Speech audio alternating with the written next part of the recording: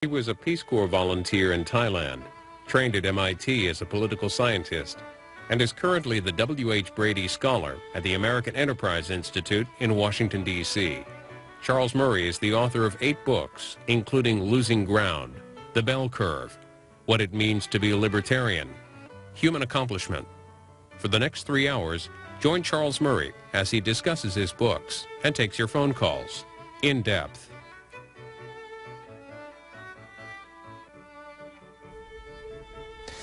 Charles Murray, with everything that you've written over the years, what have you enjoyed the most? Apollo, which was a book that wasn't about the usual stuff that I write about. I mean, I usually write about social policy, but Apollo was a book that my wife and I did that we'll talk more about later, I'm sure, about the first moon landing and the subsequent moon landings, but it's told from the point of view of the people on the ground. And so we got to spend a lot of time getting to know those folks, the kinds of people you saw in Apollo 13 in the movie. And so just for pure pleasure, unalloyed pleasure, I'd say it'd have to be Apollo.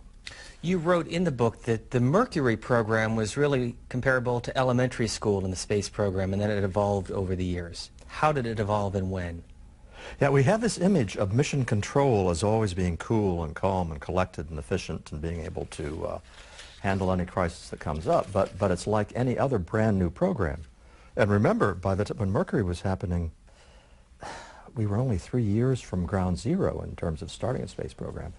And so during Mercury, you had them learning by trial and error, and you had some hair-raising experiences in a couple of the flights where they had to, well, they came up with solutions, but boy, did they have to scramble to do it. So it was like elementary school. And by the time they got to Apollo, that same system of ground control had gotten so sophisticated, and the training was so rigorous that you could have something like Apollo 13, which was a catastrophe that was far beyond anything they'd simulated before, and they were still able to pull it off. But you wrote with regard to Apollo 13 that it was the last moment when the nation was transfixed on this adventure. Yes. You know, think about it. Apollo 13 came in, was it April, I guess, of 1970, which is only some months after the July landing in '69, the very first one, and already the public had been getting bored. So that you had the night of the explosion on Apollo 13, there had been a television feed from the spacecraft by the crew. None of the networks carried it, because by that time, astronauts talking from the capsule, from the spacecraft out between here and the moon was just no longer interesting anymore. And then you had the explosion, and then all at once you had people realize that these guys could die up there, and they were interested again. And it was the last time. Who was Owen Maynard? Owen Maynard was an engineer, born in Canada, grew up there, and went to work for the Avro company, which made high-performance aircraft. And it's one of the least known stories of the whole Apollo adventure, which is that back then, in the late 1950s, when we were just starting the program, let me just add a little something here, because what happened with the Apollo program in terms of the time it took is absolutely fascinating. You started with what they call the Space Task Group, which had 45 people in it back in 1957. 45 people. And 12 years later, we were on the moon. Is it 57 right? It might even been later than that, 59, I think. It was extraordinary how fast that thing went. Anyway, by the time they had started the program, they suddenly realized that they really needed a lot more engineering excellence in the program than they had, and engineering expertise.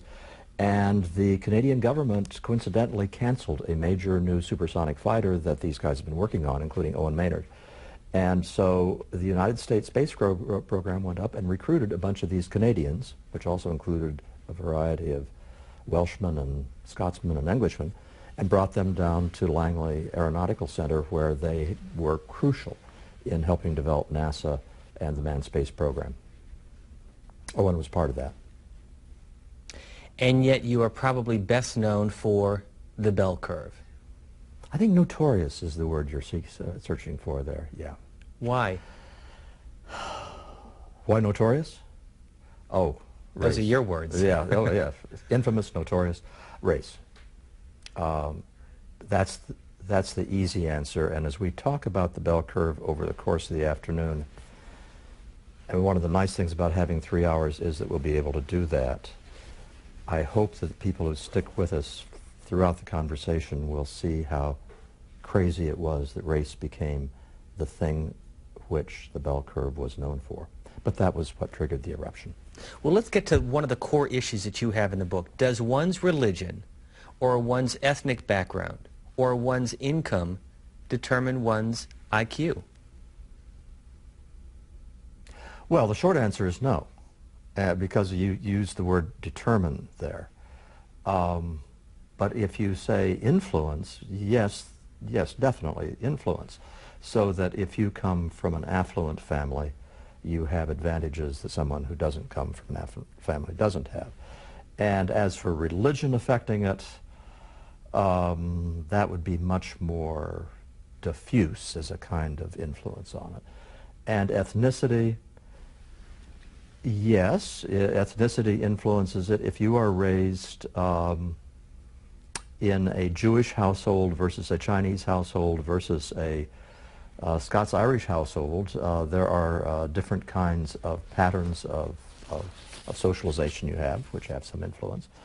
The question, of course, is there behind that any genetic influence? And that is the other thing that got people going about the bell curve, which is that as soon as you say the word IQ, people first think about genes, and they also think about race.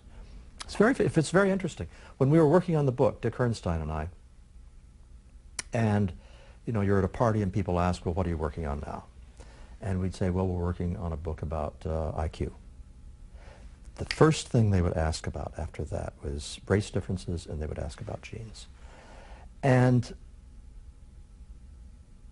I never have quite understood why that reflexive response. However, I guess viewers can sort of test themselves.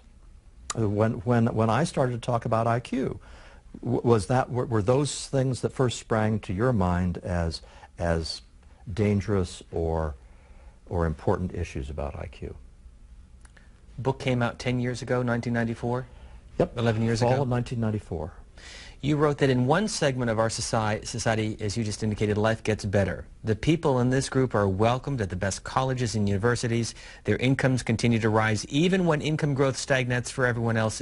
And then there's another group where life gets worse. Its members collect at the bottom of society. Poverty is severe, drugs and crime are rampant, and the traditional family all but disappears. That is what the book is about. The subtitle of the bell curve is Class Structure in American, Intelligence and Class Structure in American Life. And that paragraph you just read captures the essence of what Dick Herrnstein and I were trying to talk about. And that is that over the course of the 20th century, there was a gradual, almost invisible, but crucial change in the way that social class was linked with success. Just think, turn of the 20th century, beginning of the 20th century, and ask yourself, where were the smartest people, the highest IQ people in the United States? Where were they concentrated? And if you think about that question for a minute, you don't even need to go to any history books. You can just say to yourself, well, you had a very large proportion of the population that were farmers and shop owners. And you also had half the population, adult female population, essentially, were housewives. And so if you want to know where an awful lot of the smartest people were, an awful lot of them were farmers and housewives. And they were also small shop owners, and for that matter, they were mechanics. And because at that time, advanced education and the kinds of occupations that require high IQ were both very rare. So you had a couple of percent of the population that had a college degree. You had small percentages, can't give you the exact numbers in the book, they're very small, who were engineers or architects or physicians or attorneys or others who were kind of screened for IQ. So most people who had IQs of 130 were planting corn in the spring and harvesting in the fall and cooking their husband's dinner. Over the course of the century, you had a couple of things happen. You had, first, education open up dramatically. Interestingly, not during the 1960s and 70s, it opened up especially during the 1950s, so that you had larger and larger portions going to college, but not only that, you had a new kind of stratification of how kids went to college. Quick example. As of 1950, and Steve, in all of these cases, as I try to pull out of my head specific numbers that were in books that I worked on 10 or 12 years ago, I'm not going to vouch for them. You can look it up, as Casey Stengel used to say. But in 1950, as I recall, the SAT verbal score for incoming Harvard freshmen was about 585, which is nothing to write home about. It's not bad, but it's certainly not terrific. By 1960, just 10 years later, the average SAT score of incoming Harvard freshmen was close to 700. You'd had a huge shift in just 10 years, so that Harvard, which used to be a school which had a lot of rich kids and a fair number of smart ones, became a school where you had a lot of smart kids and a fair number of rich ones. And the same thing was going on throughout the educational system. And the other thing that happened during this same period over the course of the 20th century was that brains became worth a lot more money. So the son of the farmer was no longer taking over the family farm. He was, if he was really, really bright, he was heading off to Harvard, Yale, and Princeton, and Stanford, and places like that. And even if he didn't go there, he did go to college, and if he had a lot of ability, he became successful in one of the occupations that are screened for IQ. So what I'm rehearsing here is a story over the 20th century in which IQ became worth a lot more money in the marketplace than it used to be, and that in turn drove the kind of class structure we have. That is the issue that got Dick and me working on that book. But at the same time, you also created a huge social debate in this country. From the 1930s through the 1960s, we had a huge increase in government spending, welfare programs, and to paraphrase what you say in the book, is that the welfare programs have really led to a number of the social problems and keeping particularly African Americans and poor Americans in the lower levels of our society. And now you're talking about the thesis of losing ground, which takes us back to 1984. You see, I was notorious before the bell curve. When Losing Ground came out in '84, that was greeted as a terribly controversial work. And a lot of the same things that were said about the bell curve were said about Losing Ground. Very hurtful, wounding accusations about the data and the argumentation and so forth. The thesis there, and probably this is a good way to start this long conversation, is to get out on the table what the underlying theses of a lot of these books were, and then when we talk to viewers we can take off from there. The thesis of Losing Ground was that the reforms of the 1960s created problems not because they spent too much money. That wasn't it. The problem was that you had a connected set of reforms that all had a common underlying theme. And that theme was to change the rules of the game as they applied to poor people in particular, and even more specifically as they applied to poor black people, and even more specifically than that, as they applied to poor young black people. And so that you had in education, in criminal justice, in welfare, in virtually every area of social policy, you had a variety of new incentives in place which made it very tempting to behave in ways in the short term that were destructive in the long term. And that was my gripe about the reforms of the 1960s. I wasn't worried about welfare queens, and I wasn't worried about all the usual, a lot of the usual conservative complaints about too much money and so forth.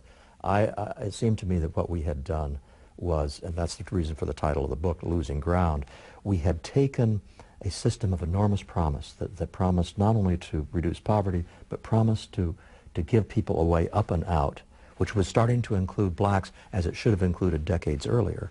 And we sort of stopped, and we turned around, and we began giving all kinds of signals which stopped that progress dead in its tracks. Well, let's try to draw a comparison between both books and what the Bush administration has been talking about over the last 3 or 4 years. One of the major domestic initiatives in the first 4 years, Leave No Child Behind, the president making sure that you move up in elementary and high school because of your grades, not because it's the way the system works.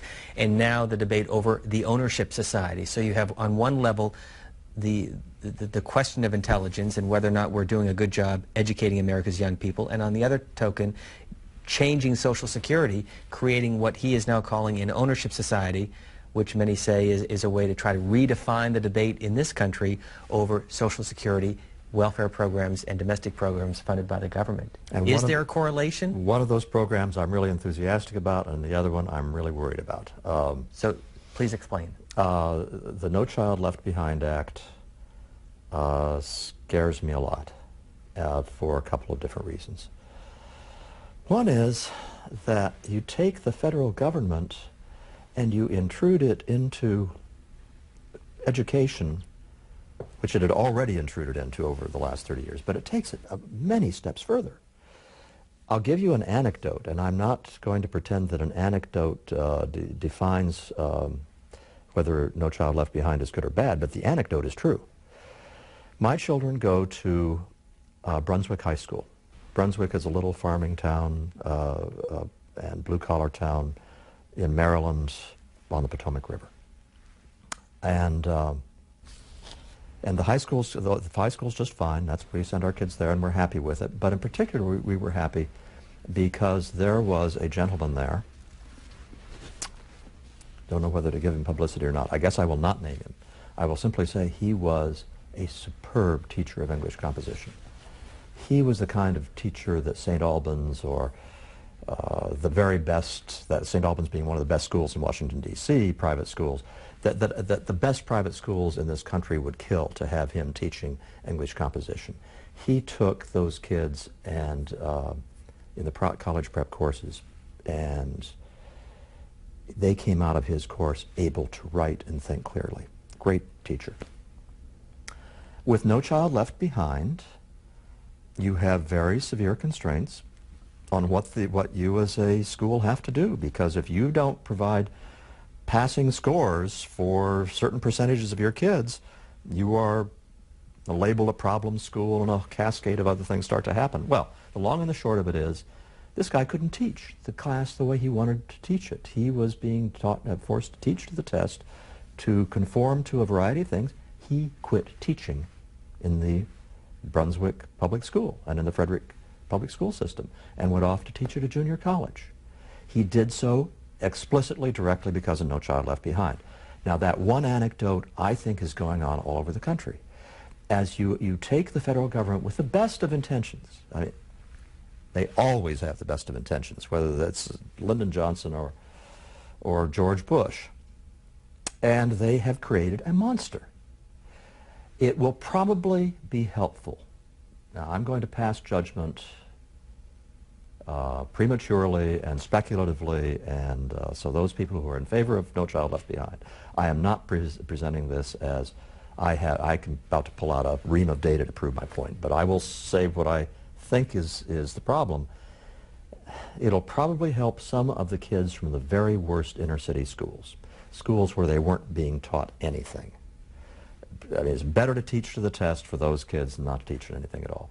There are vast chunks of the American public school system that are not broke and don't need fixing, and they have broken important aspects of those.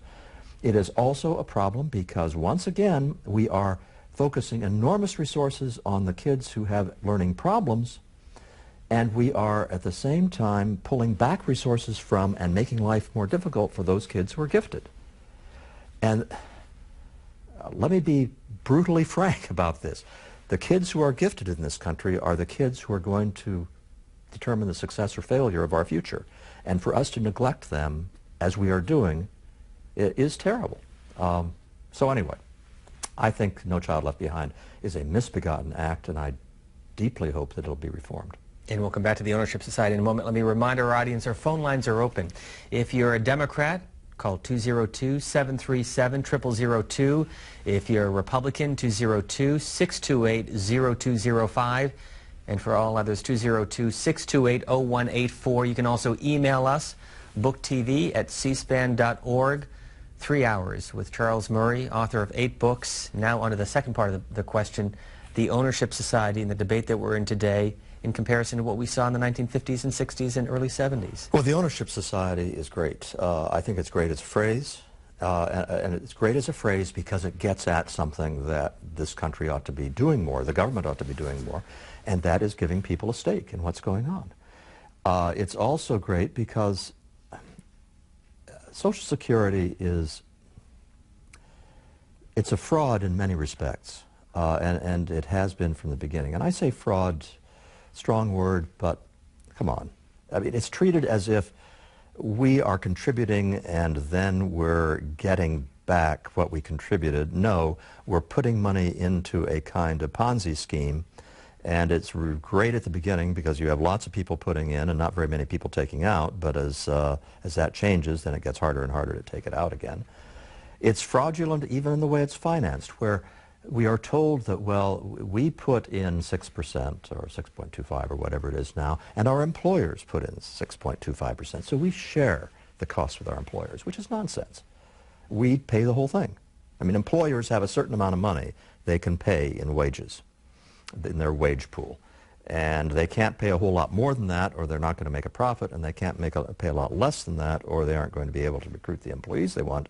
But the fact is, their 6-odd% that they put into Social Security comes out of the money that otherwise would be going to wages. So it's fraudulent in that regard.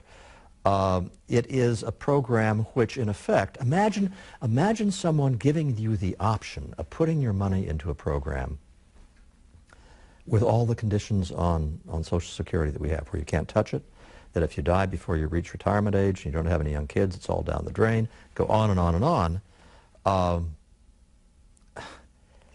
It's a program that is popular in spite of the reality of how it's run. And the most fraudulent thing of all, I think, in the debate that's going on right now, is to talk about, oh, it won't be guaranteed if people invest their own money. Whereas if you have the Social Security system, it is guaranteed. Well, they're right, it's not guaranteed. So that if somebody puts all of their money into penny gold stocks, they may lose it all, but that's their choice. But if they are putting it into a diversified portfolio over a long period of time, the story is as follows. A, unless they're the most unlucky investors in American history, they're going to do much better than they would have done with Social Security. And B, if they are among the unluckiest investors in American history, in terms of choosing a time of prolonged stagnation for the American economy, when the stock market doesn't go up, I've got news for you. The government isn't going to have the money either. We do not have a choice between trusting the growth of the stock market or trusting the federal government. If the American economy doesn't work, all of those government promises are meaningless. You talk about your home in Frederick County, Maryland. Is that where you do most of your thinking? And I think we have some pictures of your garage turned into the Charles Murray study. Yeah, well, actually, we call it the Bell Curve Suite because that's what financed it. It used to be a garage. And yeah, I spend, bless its heart, AEI, the American Enterprise Institute, is my employer. And I'm 60-odd miles out of D.C., and for me to commute into D.C. every day would be at least 2 hours each way if I... Oh, see that bell? They're showing it right now, right? They're showing the film of it. That bell that we just went past is a school bell. And my grandfather used to be a school teacher in a little one-room schoolhouse in Missouri, and that bell has a notch on it for each of the years that he taught. Those are 2 daughters of my 2 eldest daughters. Those are my two eldest daughters as we're going through. That's the back of my son's head as we were out salmon fishing. And that's my wife, Catherine. Those pictures are all located so that as I work, I can look over at those, which is fun. And there's the pond in the back of the house. Final question before we get to calls. Who shaped your thinking? Thailand shaped my thinking. Thai villages did. I went to Thailand in 1965 as a Peace Corps volunteer in the Village Health and Sanitation Program. Wells and privies, that's what we were supposed to be building. And then I stayed on after Peace Corps was over. And my experiences, especially after Peace Corps when I was doing research in Thai villages, was a series of epiphanies that to this day profoundly shape my thinking about satisfactions in human life, about the relationships of individuals to community, about the relationships of communities to governments. It was a hugely formative influence. On to your phone calls. Columbus, Ohio, on Book TV with Charles Murray. You're first up. Good afternoon. Good afternoon. Mr. Murphy, I'm interested in getting a greater sense of how much of a variable do you consider our country's economic transition as a part of motivating, if you will, this so-called intelligence quotient. You gave some pretty good examples of what types of societies we were in certain time frames, agrarian, so on and so forth.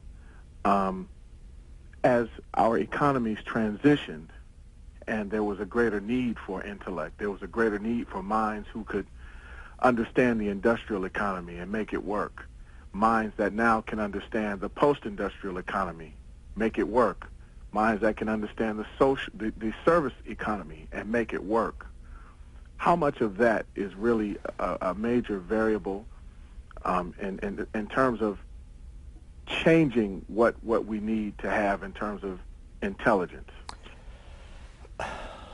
It changes, if I understand your question correctly, sir, it changes the demands enormously. And it changes them in all sorts of different ways.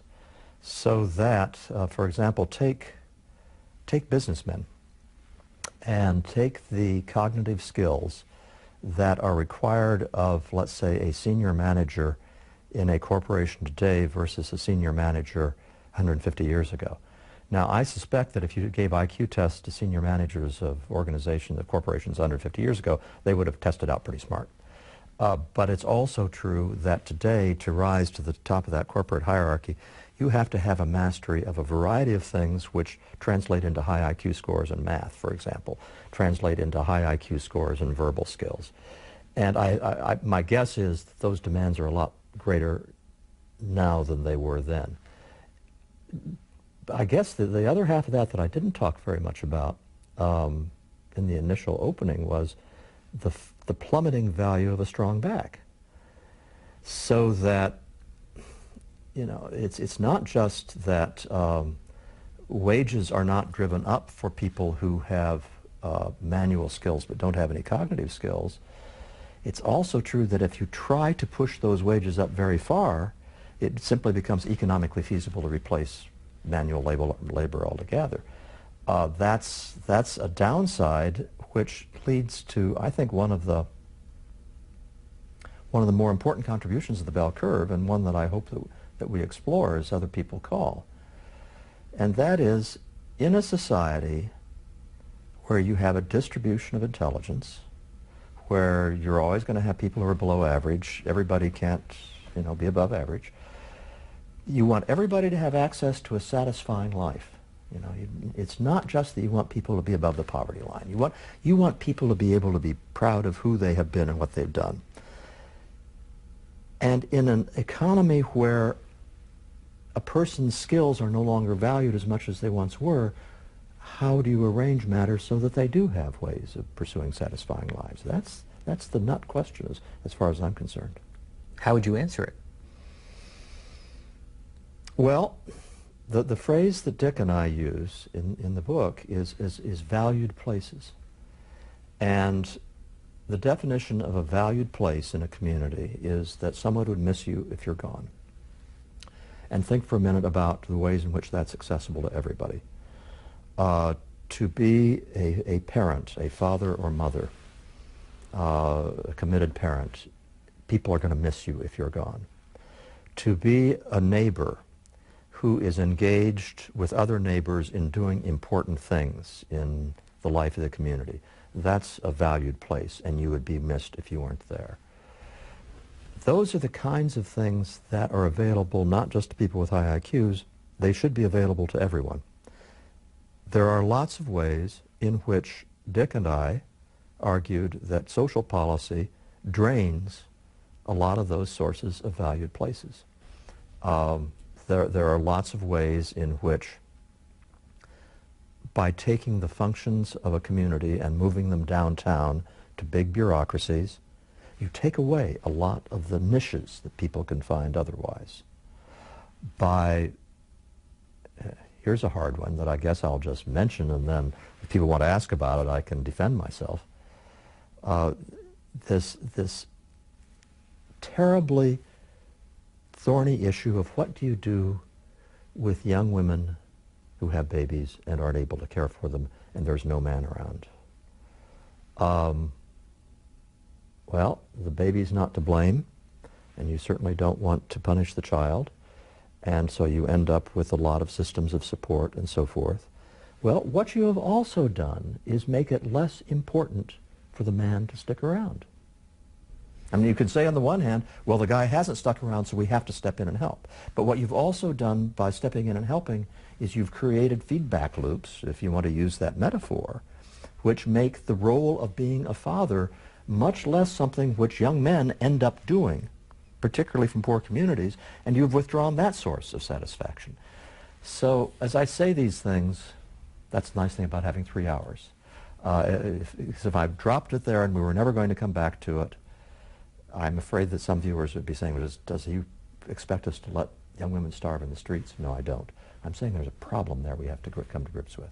And I promise we'll come back to it. Among the other books with our guest Charles Murray, What It Means to Be a Libertarian, and Human Accomplishments, The Pursuit of Excellence in the Arts and Sciences. Next call is High Point, North Carolina.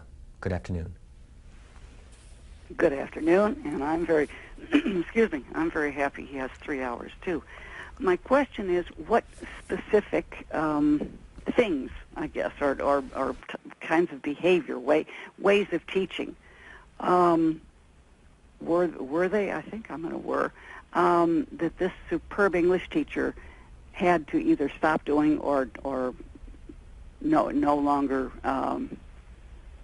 allowed to do. I understand.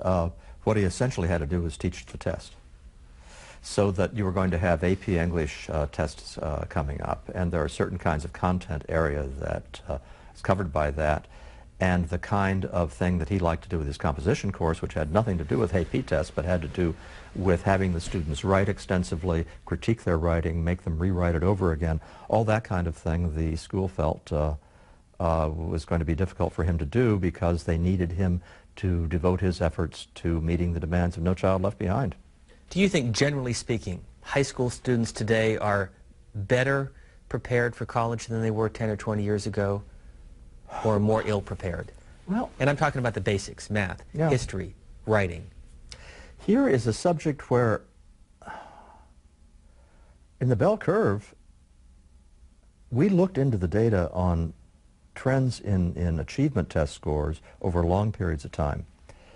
And we came out with the following conclusion, that if you're talking about the most gifted students, there was indeed deterioration. If you look at the plunging SAT scores in the 1960s and 70s, and you do a very thorough analysis of, well, did it occur because more kids were taking the test, and so forth and so on, you can do excruciatingly detailed analyses, and what you finally end up saying is, no, the scores really fell, and they fell among the most able students. But if you then go to other kinds of tests, which are administered to universal samples, such as the Iowa Test of Basic Skills, which is administered to every kid in the state of Iowa, You did see a reduction in scores in the 1960s, but then you saw those scores recover and continue to rise until, so by the 1990s, the scores were higher than they'd ever been. If I'm going to use the example of Iowa, which is where I grew up, I will also say frankly that my kids got a better education at Brunswick High in Maryland in the 1990s than I got in a small town in Iowa in the 1950s, in the supposedly halcyon days. I think a lot of the anxiety about public education is too generalized. I'm not, there are lots of problems. I'm not denying that. Our schools could be lots better. That's also true. The idea that there was a golden age that was once a lot better that we've fallen away from, that I don't think is true for the average student. Maybe true for the gifted student. And the idea that there is a crisis in large proportions of the American public school system, I don't buy that either. Odenton, Maryland, you're next with Charles Murray. Good afternoon. Hi. This is kind of nervous. I have a few different comments on a few different subjects, if I may. You made the comment about, education, no child left behind, and the problem schools. Well, I happen to be an education major, and it is my personal belief that there really is no such thing as a problem school. I mean, yes, many schools are underfunded, and yes, inner city schools have trouble retaining qualified, experienced teachers because they would rather teach in the suburbs. However, aside from that, I truly believe that if you were to switch the entire administrative staff and faculty of a, quote, good public school and switch it 100% with the faculty and staff of a problem public school, you would only have minimal improvement, because what nobody is talking about is parental involvement, parental responsibility. What is it in our society that, everything is the government's fault and the parents have no fault at all? One of the classes I had to take was called Multiculturalism in the Classroom. And there was a graph about the educational success of different minorities. And the African American community, in very low numbers, graduates high school and goes on to college in proportion to the rest of the country. Now, what I noticed right off was this very same graph did not show the Asian community. And this is a community, I see you laughing, this is a community that highly values education. They also value respect. You don't talk back to your teacher. You do your homework, and you study. And there are a great many Asians that I've known personally where the father speaks very little English, has a blue-collar job. The mother speaks no English at all. But those children, first-generation Americans, okay, their parents were born in another country and they came over here. Those children will go on to become doctors, lawyers, head of business. And yet, I'm being told in this class that the reason the African American community doesn't go to college in bigger numbers is because of the slavery issue, and all these things were 200 years ago, and they start talking about Ebonics. And to me, there seems to be a dichotomy there. Caller, we're going to get a response, but let me ask you very quickly, where and when will you begin teaching? Well, I'm going part-time. I do plan on going through the Teach for America program, so it would probably be either Baltimore or D.C., because those are both high-need areas. So public schools? Right. Okay, we'll get a response. Thank you for the call and the comments. Everything you said about the Asian students are pretty much true statistically. I mean, not every Asian student is a brilliant student, but boy, the proportions are high, and also the speed with which they have assimilated. The story about the parent who speaks hardly any English and the kid is valedictorian, that happens all the time. And I think that the values that the caller described are very important in that. The most interesting thing that she said, and it would be nice if we get the federal government to do a little research on this, where they tested out, is what if you took the staff of the very best school, switched it with the staff of the very worst school, what would happen? Now, I'm not going to say nothing would happen, because one of the things that you do see in schools is that particularly the principal can have an extremely important effect on a school and how well kids do. And so if you had a really superb principal that's sent to a bad school, I'm willing to believe that a lot of the indicators in that school are going to improve. However, the other part of the question is, what would happen to test scores? Would there be no change? No, I don't think there would be no change. Would the change be much less than we'd like to think? Yeah, I think that's also probably true. A lot of it goes to, again, what the caller talked about with, do kids come to school ready to learn? That's one thing. So do they come to school having been read to as children, having been exposed to lots of kinds of things? Do they, when they go home at night, is mother worried about whether they're getting their homework done? Is dad watching over to see if the kids are behaving properly? I mean, all of these things are immensely important. And if you don't have them, the amount that a school can do is very limited. And that's one of the other reasons where I'm unhappy about No Child Left Behind. Garrison Keillor of Prairie Home Companion, I bet most viewers are familiar with that, and his tagline about Lake Wobegon, the town that he comes from, where all the men are good looking, all the women are strong, and all the children are above average. And there is a strong sort of scent of wanting all the kids to be above average in the way that the No Child Left Behind Act has been formulated. The calls and emails are coming in. This is from Wayne Penner. So we're going to go back and forth between Bell Curve and Losing Ground and other books. The viewers from Bellevue, Washington, Mr. Murray, in the Bell Curve, you briefly alluded to the fact that there is a difference in the distribution of IQ between the sexes. Can you expand? Yes, we briefly alluded to it. A couple of chapters. No, with sexes, we were real brief on that. We already had enough on our plate. With the sexes, there are two issues out there. And I'm just the messenger, everybody, so don't, I'm not going to take a position on this one, because I don't have a position. When the IQ tests were developed, if you had subtests that showed a marked difference between males and females, they reworked that test until it didn't show those differences, or you reweighted them. So in some sense, there is an element of the construction of the IQ test which made sure that males and females had equal IQs. However, there's only so far you can go in that. You wouldn't be able to construct a test like that that still predicted anything or was worthwhile as a test if male and female IQs weren't pretty close to begin with. So you do have a couple of scholars who will argue, and have argued in technical articles, that there is in fact a male-female difference in mean IQ. There are many more psychometricians who say there is not. So what I've just given you is a minority view, definitely a minority view, that there is a mean difference between men and women. There is much less argument about different strengths between men and women, so that men tend to be higher on visual spatial skills.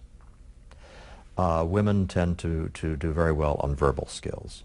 There are some very interesting evolutionary psychology explanations for why men are better on visual spatial skills, which are much more sophisticated than I'm going to suggest, but real quickly, if men were the hunters, there was real survival value in being able to track an object in 3 dimensions, namely the rock that's in my hand aimed at the rabbit that's over there. And if I can throw that and do all the mental processing that's necessary to throw that accurately, I have a much better chance of living. So there are arguments about that. The other area in which there is broad agreement, not universal, is that there is more variability in male IQ. So the means are the same, but you have more really dumb men and more really smart men. And the reason why this is important is that small differences in variability can have big effects out at the tails of the bell curve, at the tails of this distribution. I know my hands are, I see the bell curve in front of me, and I haven't made it clear to everybody else. Here's the bell curve, okay? These are the two tails out here, and or if you hold up the cover, the two tails are out at the edges there. You can have fairly small increase in variability in male IQ, but still have out at the tail of the high end of IQ several times as many men, let's say with IQs of 150, as women. And if that's the case, you are also going to have highly disproportionate accomplishment in those areas which are most highly driven by IQ. So very quickly, would you agree or disagree with what Larry Summers said, president of Harvard, served in the Clinton administration, in which he said there are innate differences between men and women? Well, poor old Larry didn't say that. He said it's an interesting speculation and so forth. Well, he did say that there were innate differences. He went and talked about the society changes and how it's difficult for women to succeed in the workforce because my understanding of what he said, and I wasn't there either, I just read the accounts, was that he offered that as a speculation. Well, here's where poor Larry Summers didn't deserve what he got, because if the question is, are there differences in the cognitive repertoires of men and women? Are men and women's brains different in the way that they deal with information? There I would say that it's very hard to find someone who is a neuroscientist who works with this kind of data on a professional basis who would deny that there are. I mean, there are recent articles now about differences in gray matter versus white matter between men and women, down at the physiological level. There are all sorts of data about different profiles of cognitive abilities. So now we're no longer talking about inferior, superior, male, female as a whole. We're talking about different profiles. And innate. And I would bet my bottom dollar that there are very important innate, genetically grounded differences in male and female cognitive repertoires. If you have just joined us, we're in the first 45 minutes of a 3-hour conversation with author Charles Murray, who is associated with the American Enterprise Institute, born in Iowa, spent time in Missouri, and now lives in Maryland. Our next call is from Baltimore. Go ahead, please. My name is Florinel Custis Butler. I'm an Afrocentric feminist. I am 63 years old, a black woman. When I attended segregated school, I was given an SAT test. My test scores was shamefully low. I got the test. I looked at it. There were lots of things on the test that I was not taught. And I started to just create a pattern. B, C. From there on, I'm just going to mark down all the things B, C. Because I felt I had to answer every question. So I just started marking B, C. I didn't know the information. But innately, I knew that I was a very intelligent person. Now, my mother had 4 children. 3 were very smart. I was considered, I guess, special ed dumb. But I knew that if given time, I could learn something at my rate. Here's the question I want Mr. Murray to ask me, and should we do away with the SAT as the ultimate way of measuring intelligence? Because in my own way, I did succeed. I am a great artist, poetess, and writer. But those things came to me after I got 30 years old. So there are some of us who are not going to come out of the box with a big boom. We're going to have to gradually, with life experiences, learn how to use our intelligence wisely. And over time, people will say, oh, Lorna, you are a smart person. But I didn't get that as a young black child in the South. In the book, The Federal Union by John D. Hicks, a white historian, he told me that in ancient America, 7 colonial states did not have anything to do with establishing an educational system, a free educational system in this country. And I think that that's very telling. That was a man who told me that the founding fathers didn't care about educating whites or black. The whole bunch of issues that you've raised, let me deal with them separately. Let's take the first question about the SAT, because your most direct challenge to me was, shouldn't we just get rid of the SAT when so often it is a test that some kids aren't going to do well on, maybe for reasons that aren't their own fault. And let me pose another way of looking at it. IQ tests were initially developed in large part as a way of identifying kids who otherwise would be missed. And an SAT done well, and I'll come back to what that means in a minute, is occasionally, because tests are never perfect, is occasionally going to miss a kid who's real smart and misidentify him as not being smart. Much more often, what a good mental test will do, including the SAT, is give a youngster who has a lot of natural ability the chance to show it. And as a way of illustrating that, consider the biggest surprise when they developed IQ tests. And by the way, as I go back and forth between SAT and IQ tests, I'm in danger of conflating two different things here. Let me back up for a minute and just say parenthetically, the SAT test is being changed has been changed over the last 10 years to become much less of an IQ test and tries to become more of an achievement test, and this is disastrous for smart kids who've had poor educations. Come back to that later. First of all, what is a high IQ? How do you define that? Well, even in terms of a number, what constitutes a number? The mean IQ, according to the way they just score the test, is 100. So whenever they renorm the test, they make it come out 100.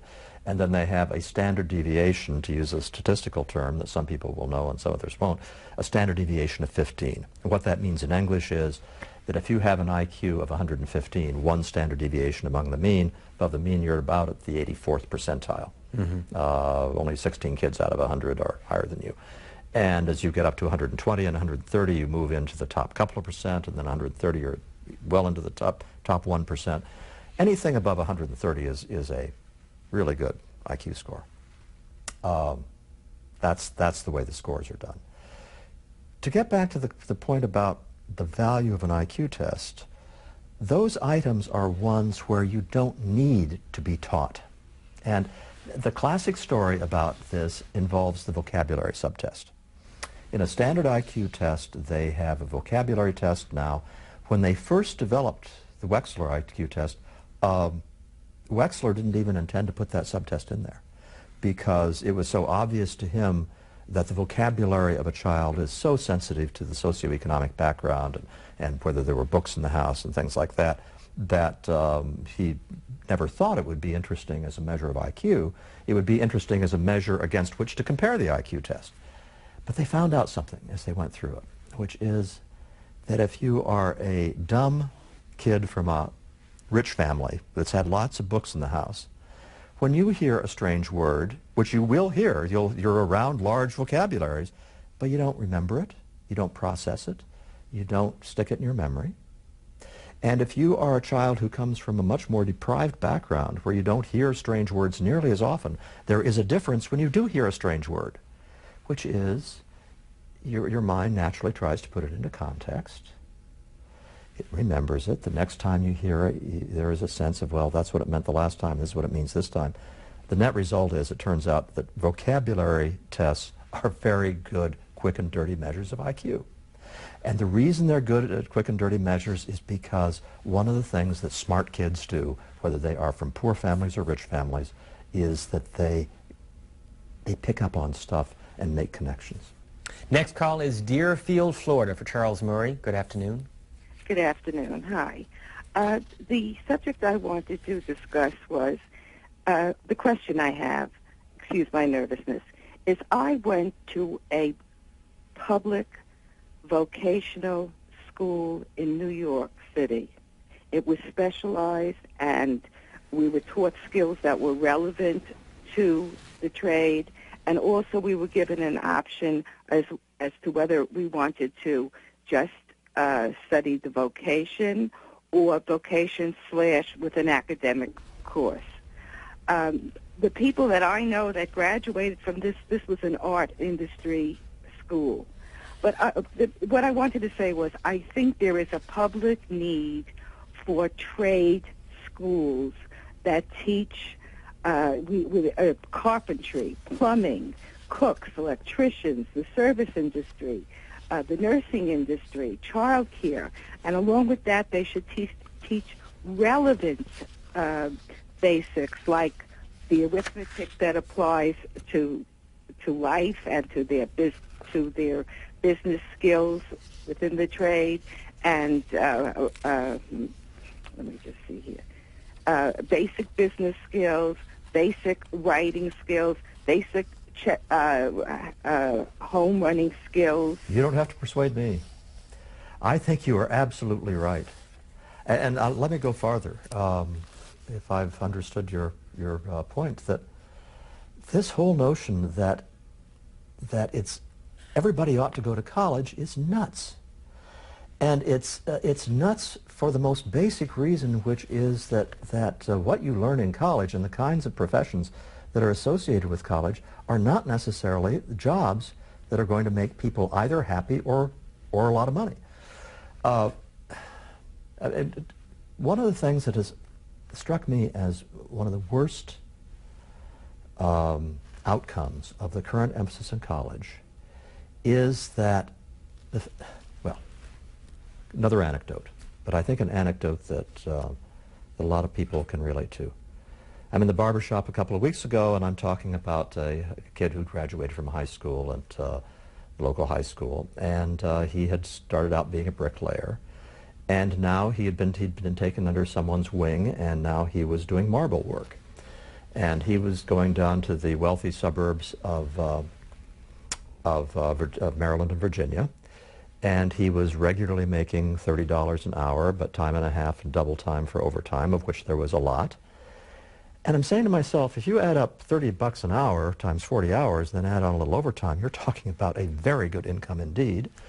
And more than that, this youngster, because he's still in his early 20s, is doing something that is real. I mean, he has, it's more than a craft. He is creating beautiful things. He is engaged in doing not just useful work, but work that brings great satisfaction to other people and himself. And you're trying to tell me that somebody who is working as a clerk in an insurance corporation, putting in numbers into computers, is more satisfied than this guy, even, let alone making as much money? The answer is no. There are all sorts of ways of making a living now, which you can make much better livings at than you used to be able to do 30 or 40 years ago. You have much more discretionary income. We have to stop telling teenagers that if you don't go to college, you're a failure. You will be a failure if you do not find something in life in which you can take pride and which brings you satisfaction. That's what would mark a failure. And the way to avoid that failure is to search as broad a range of occupations as possible and not say, well, I got to go get this BA, even though I'm not the slightest bit interested in that stuff. Let me ask you about a couple of photographs. First of all, Ronald Reagan. We'll show our audience one of the pictures that hangs in your office. When was this taken? That's way back even before Losing Ground came out. And it was a cabinet lunch in which we were all given a minute and a half to tell Ronald Reagan what ought to be done about the American family. And how I got sat next to him at that lunch, well, I know how it was done. I was doing a lot of work at the Census Bureau, research for Losing Ground, and the then director of the Census Bureau had taken a shine to me and thought it would be fun for me to sit next to the president, which indeed it was. What was the experience like? Well, I'll tell you, the thing about Ronald Reagan, that the cliche is true. He walked into that room and he was presidential. And I don't know any other way to put it than that. He wasn't overbearing. He didn't make a big deal of it. But I was struck because I had not expected that. Now, it's also true that as I sort of recited my minute and a half that I had prepared, it's not that he listened to this and said, oh, well, I never understood before how to deal with the American family. So I did not have the sense that I was engaged in this lively interaction with him in which he was hanging my every word. But I walked away quite impressed. And his friend, another photograph, former British Prime Minister Margaret Thatcher. Oh, I was at one of these convocations that they had. This was in in a converted country house in England, which is now a hotel, and that's Mickey Couse, I believe, on the other side of me, and Margaret Thatcher in the middle. And you get people together, and they give various talks for a period of 2 or 3 days, and she was moderating the session that Mickey Couse and I were on. Did all of this lead to the New York Times Sunday cover magazine, most dangerous conservative in America? No, the Thatcher thing I think took place, well, I can't remember when that took place. No, that was in the run-up to the publication of the bell curve. And actually the initial idea for the article, look at that, I mean, is that a serial killer or what? I was posed staring into the sun of a setting sun in an Iowa cornfield. So if I'm squinting, there is a reason I'm squinting. Anyway, that article was initially proposed based on my work on welfare reform. Jason DeParle, the author of it, was going to do it with that being the theme. And then it so happened that the bell curve was going to be coming out that fall, and so Jason also read the bell curve in draft form, and that became the theme of the article. I have to say that the title, The Most Dangerous Conservative, first it's wrong because I'm not a conservative, I'm a libertarian. Secondly, it's wrong because I'm certainly not the most dangerous, but there were any number of conservatives who deeply resented that I got that title instead of them. Next call, I was going to ask you, but you just answered the question about whether you're a dangerous person. Fredericksburg, Virginia, for Charles Murray. Go ahead, please. Yes, I just wanted to comment about Mr. Murray's anecdote about the teacher in Maryland that he claimed left the high school because of the apparently inhibitory practices of No Child Left Behind. He's articulating this like highly nonlinear, almost arcane relationship between effective teaching methods and effective learning metrics. It's like he's saying he can teach you how to think and write effectively, but he's completely unable or unwilling to teach this even more basic material that apparently only inner city schools who are not currently being taught much of anything can appreciate. It doesn't pass the common sense test. If you can teach that well effectively to teach someone how to think and write, then the other stuff ought to be pretty much basic and everybody ought to know it. And it ought not to be something that motivates teachers to go from one school to another. Well, I guess, sir, that I really am on the side of that teacher who quit in a couple of ways. Should there be a core of material that's taught to everybody? Yeah, I think that's true. I think reading, writing, arithmetic ought to be imparted at whatever level it can be absorbed to every child. That's fine. I have no problems with that. Why is it that a person should be expected to go into a job, such as teaching, which in this society has fairly low status and also has fairly low pay? Well, the reason a person can be expected to go into that job is because he loves to teach. He loves that experience, that it is creative, it is rewarding, it can be rewarding, and this makes up for all the things that you give up to become a teacher. So what you do when you have a good teacher is you do not say, well, this is a nice tool I've got here. I will ship this tool around to whomever seems to need him the most. What you do is value that person and give that person an environment in which the vocation that that person has chosen, that of teaching, can be realized. And what they took with this superb teacher was to treat him like a tool, an interchangeable tool. And I will add also, when I made a comment earlier about us neglecting the gifted, he was teaching, not gifted, he was mostly in his class for college prep teaching the above average. He was giving them something they badly need, and this country badly needs. The book, Human Accomplishment, The Pursuit of Excellence in the Arts and Sciences, and we had asked you among the most important figures in American and world history. You include in them, and I think we can show the list to our audience, Bach, Shakespeare, Michelangelo, Aristotle, and I assume that's George Washington. George Washington. Yep, I did not come up with any oddball choices.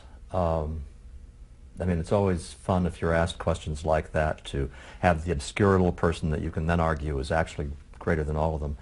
But one of the things that, in working on human accomplishment, came to impress me more and more as time went on was that there is a certain very small number of people who are otherworldly in their accomplishments. And the people I put up on that list, the first ones, except for George Washington, they're all in the arts, I believe.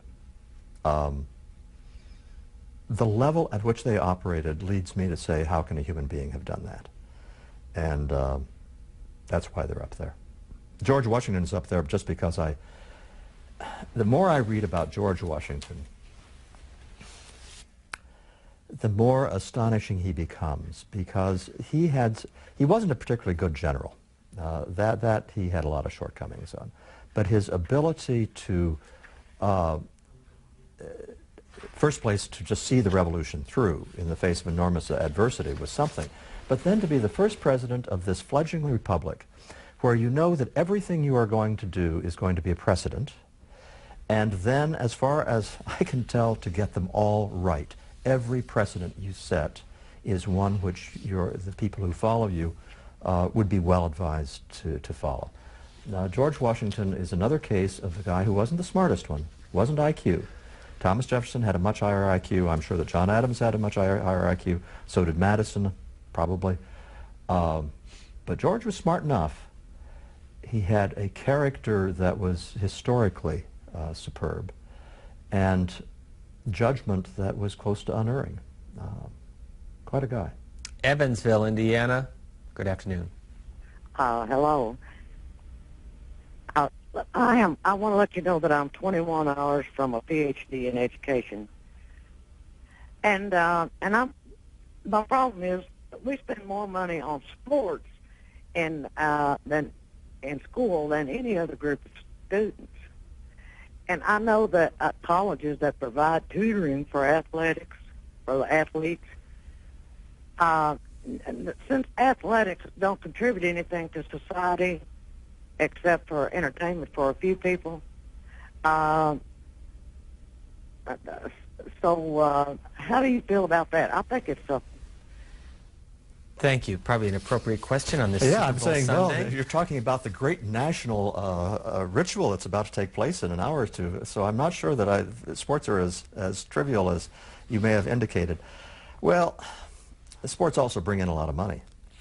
So if you take the total amounts of money spent on sports, but also the total revenue from sports, I'm not sure how that works out, but I wouldn't be surprised if they aren't pretty much self-supporting. I generally don't get upset when resources are devoted to something that's not one of my top priorities, as long as they are not taken away from another priority needlessly. So I don't get upset about money being spent on sports as long as they're close to self-supporting.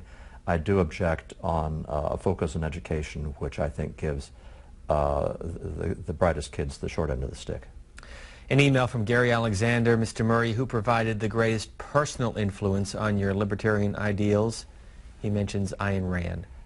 Well, I put her in a list too. I gave you a list of the most influential books, and I put Fountainhead and Atlas Shrugged. My experience in this regard is absolutely typical among libertarians, which is I read them as a teenager and was mesmerized. And as time has gone on, I think my experience is also typical. Adam Smith is also on that list. Why? Just finish the thought on Ayn Rand, and then I'll move to Adam Smith.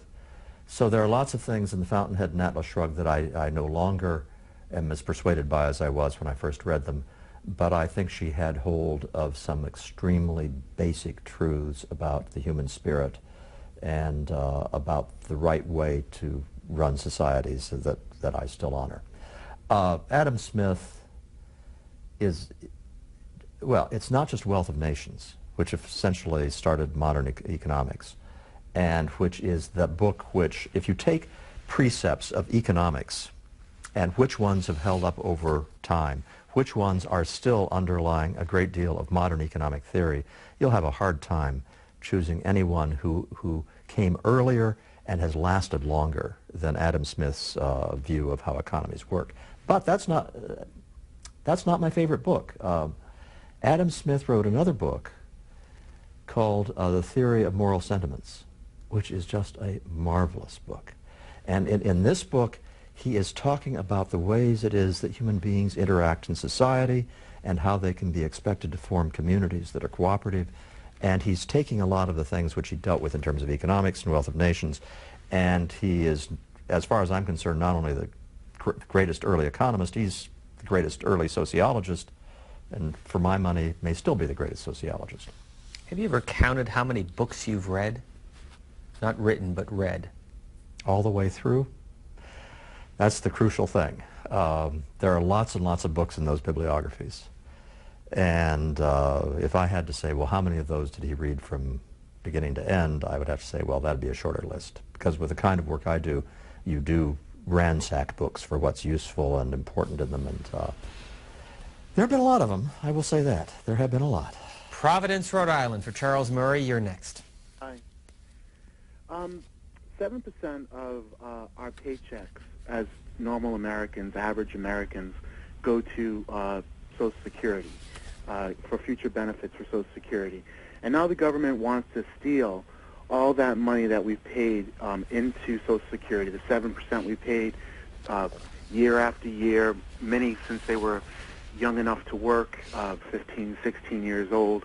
And they want to steal the future 7% that we'll be paying into Social Security. And basically Americans now are slaves. They're slaves to this oppression, this stealing of their income. 7% is a good percentage of your income. On top of that, we pay now huge exorbitant amounts in property tax increases. All of this results in Americans basically working in a form of indebted servitude, in a form of slavery. And many believe that the next American Revolution has already begun, that Americans will stand against this type of oppression, basically being put into slavery. And I was wondering, have you ever gone to Infowars.com, INFOWARS.com, No.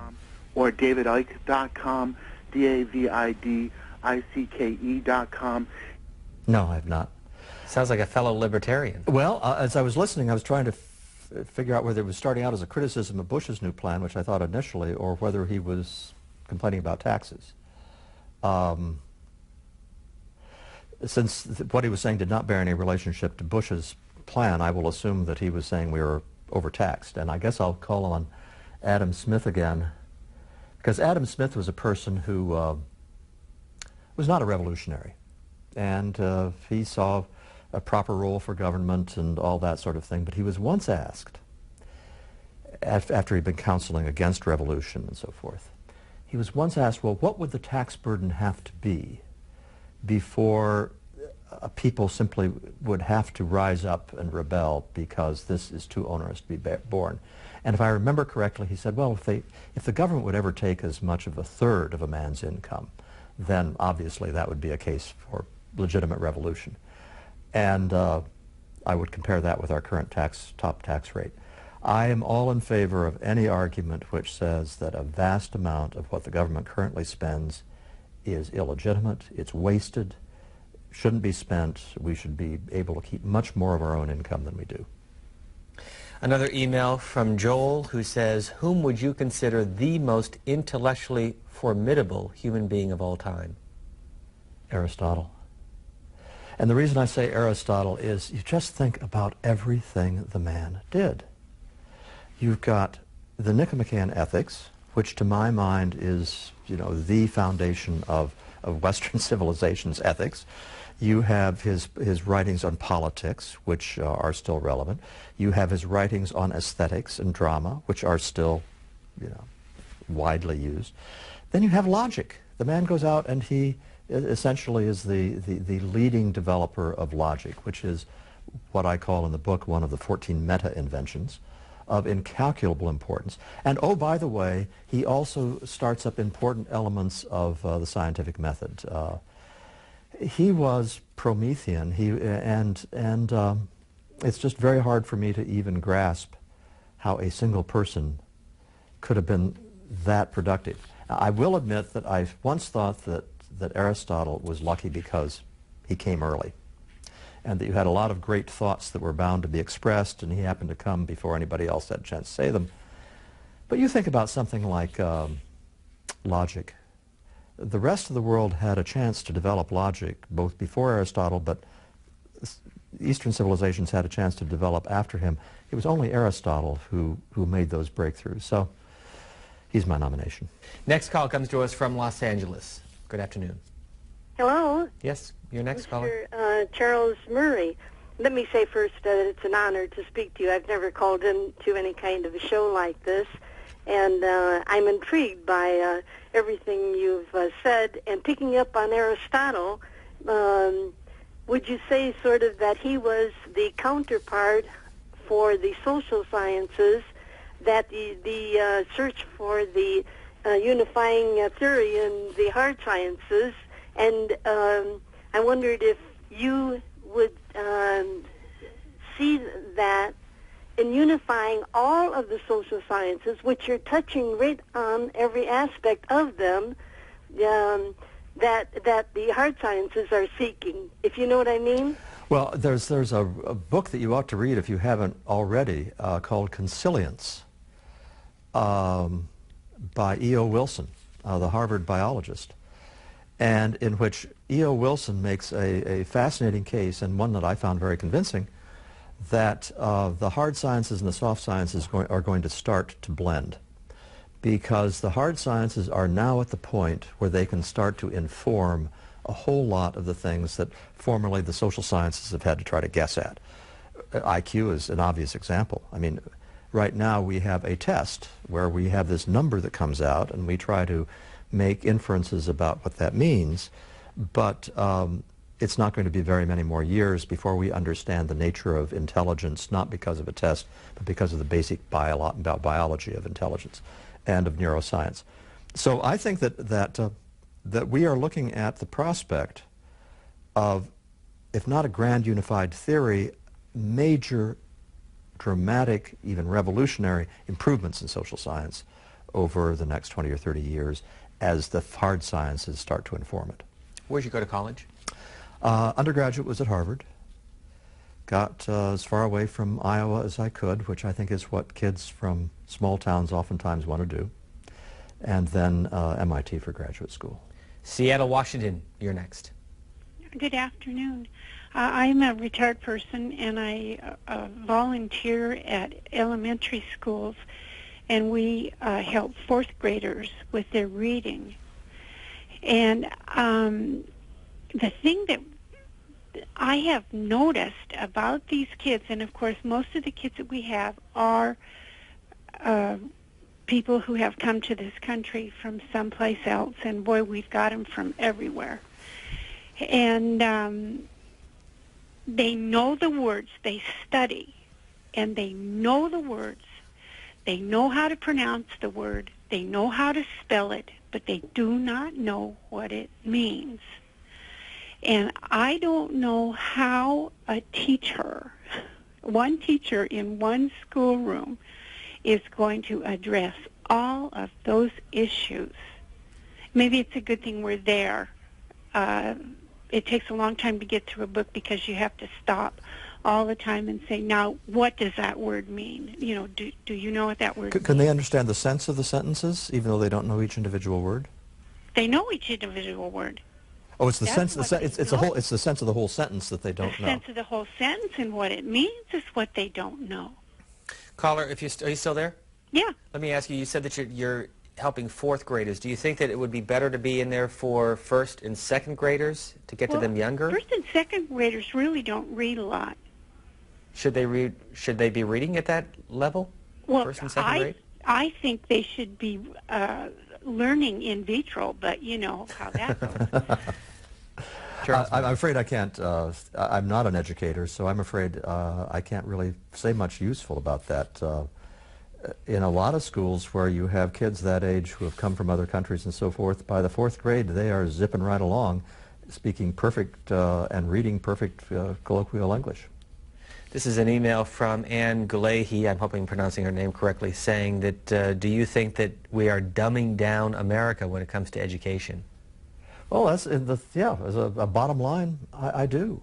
I think that, however, you know, as soon as I hear those words come out of my mouth,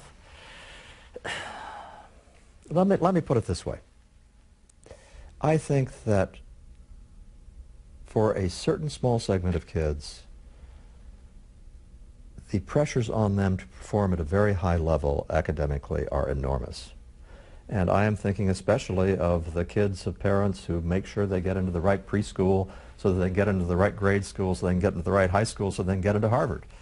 And I have friends who send their kids to, you know, 3-hour sessions where their child is being tested to go into kindergarten. And, you know, will they be selected to the special school? And those kids are going to schools that are genuinely very demanding. I have 4 children altogether, and my eldest 2 children both went to one of the very top private schools in D.C. And I will attest that it was rigorous and demanding, and boy, did the gifted get full availability of knowledge there. That's a very small total proportion of the population. I'm ambivalent because on the one hand, I want to see the gifted get more attention, which they do not get, particularly in the public schools. On the other hand, I don't think that the situation I just described with the kids from those very advantaged homes is all that terrific either, because there, the pressure to go to the right school, it has nothing to do, as far as I can tell, with learning for learning's sake and the excitement of seeing new worlds unfold. It has everything to do with getting into Harvard and Yale. I would like to see learning be more exciting for kids. I would like to, and the way to do that for gifted kids is to make it more demanding. I would also like to see a lot less emphasis on getting into the right college. So if that all sounds a little incoherent, that's because my thinking is very divided on this issue. But how do you make any child want to learn? How do you make it exciting? How do you make it something that they're going to want to go to the class each day and say, yes, I want to be in school today? Well, that's where you have your gifted teachers. I mean, the parents can help. I mean, the parents can send them out the door from an environment in which learning is fun, and which pulling out books and looking up answers is the way you do things. So parents have a lot to do with that. But how many of us can think back to a teacher, whether it was a formal teacher or whether it was a mentor after we went to work, and that was the person who, through whatever gifts, pulled that thing out? And that goes back to my earlier comment about the teacher who left the profession. You got a good teacher. You have got a pearl beyond price, and you ought to be doing everything but genuflecting to that person to make them happy in their work. The Bell Curve, Apollo, among the books written by Charles Murray. He's written 8 in total, along with a number of other smaller pamphlets and publications in Naples, Florida. You're next. Good afternoon. I have a question about the disparity between the males that end up within the penal system versus the females, and where you think that our education system is failing them. What needs are not being met of young men in this country when we have the opportunity to form their minds, form their characters, form their direction? Do you think it's possibly the over-feminization of the elementary and secondary education that young men develop an attitude against higher education, against conformity, against doing the right thing because of what they experience? Thank you, caller. You've raised an issue that is a very real issue, and that's the feminization of the culture. And in linking that to the people, the males who end up in prison, I think there is another story going on there. But if I can stick for a moment with the feminization of the culture, there is Christina Summers, who is one of my colleagues at AEI, who has written very compellingly on this this subject. The War Against Boys is her book. But the basic argument is that in reducing competition, as we so often, everybody has to get a medal, everybody has to get a prize. You can't have certain kinds of, they don't want to have spelling bees because there are winners and losers. There are a variety of ways, a wide variety of ways in which being a little boy is in effect considered being antisocial. We are too loud, we are too rambunctious, we don't settle down in class, we are competitive, we get in fights and all that sort of thing. And I think that there is a strong case to be made that in doing so we are fundamentally, we're making it hard on boys. And that we are, these have impacts down the road in how they're socialized. I think it has impacts on the way that men view their roles when they become men as fathers and husbands. That I think is a real problem. As far as the penal population is concerned, I have a much more direct explanation for what's going on there. And that has to do with the proportion of males who grow up in low-income neighborhoods without ever knowing an adult male who is a good spouse or a good father or holds down a steady job. I'm talking about a generation of young males who are being socialized by adolescent males. A worse group than which to socialize anybody I cannot imagine, where the way you become a man in these environments is to have as many women as possible, and in which you will pull a gun on anybody who disrespects you, and in which you basically prey on society. I think the breakdown of the family in low-income neighborhoods is at the root of the underclass. End of story. New Haven, Connecticut. You're next. Good afternoon, Mr. Murray. I've been listening to you since the program started, and there's a number of things that have occurred to me. You were speaking of those who are intellectually gifted. My question is, those of us who have been born not so fortunate and gifted intellectually and academically, where do we go as your labor, as you said, becomes increasingly of more value and importance? Our labor continues to become more and more meaningless and of no value. So I am curious, because when I see you, Mr. Murray, and no matter how softly, how gently you put it, people of your intellect are in many cases contemptuous of the people who you consider inferior and less than yourself. And I put out as an example our government. I take a look at our government, and I consider our government, past and present, and the U.S. Congress considers itself vastly superior and is contemptuous of the people they pretend to serve. Thank you, caller. You know, I have, you're absolutely right about people who are smart being contemptuous of people who aren't as smart. And when Dick and I were writing The Bell Curve, when I would get in lots of discussions about IQ with people and talking about the ways, and you know, IQ is not the be-all and end-all.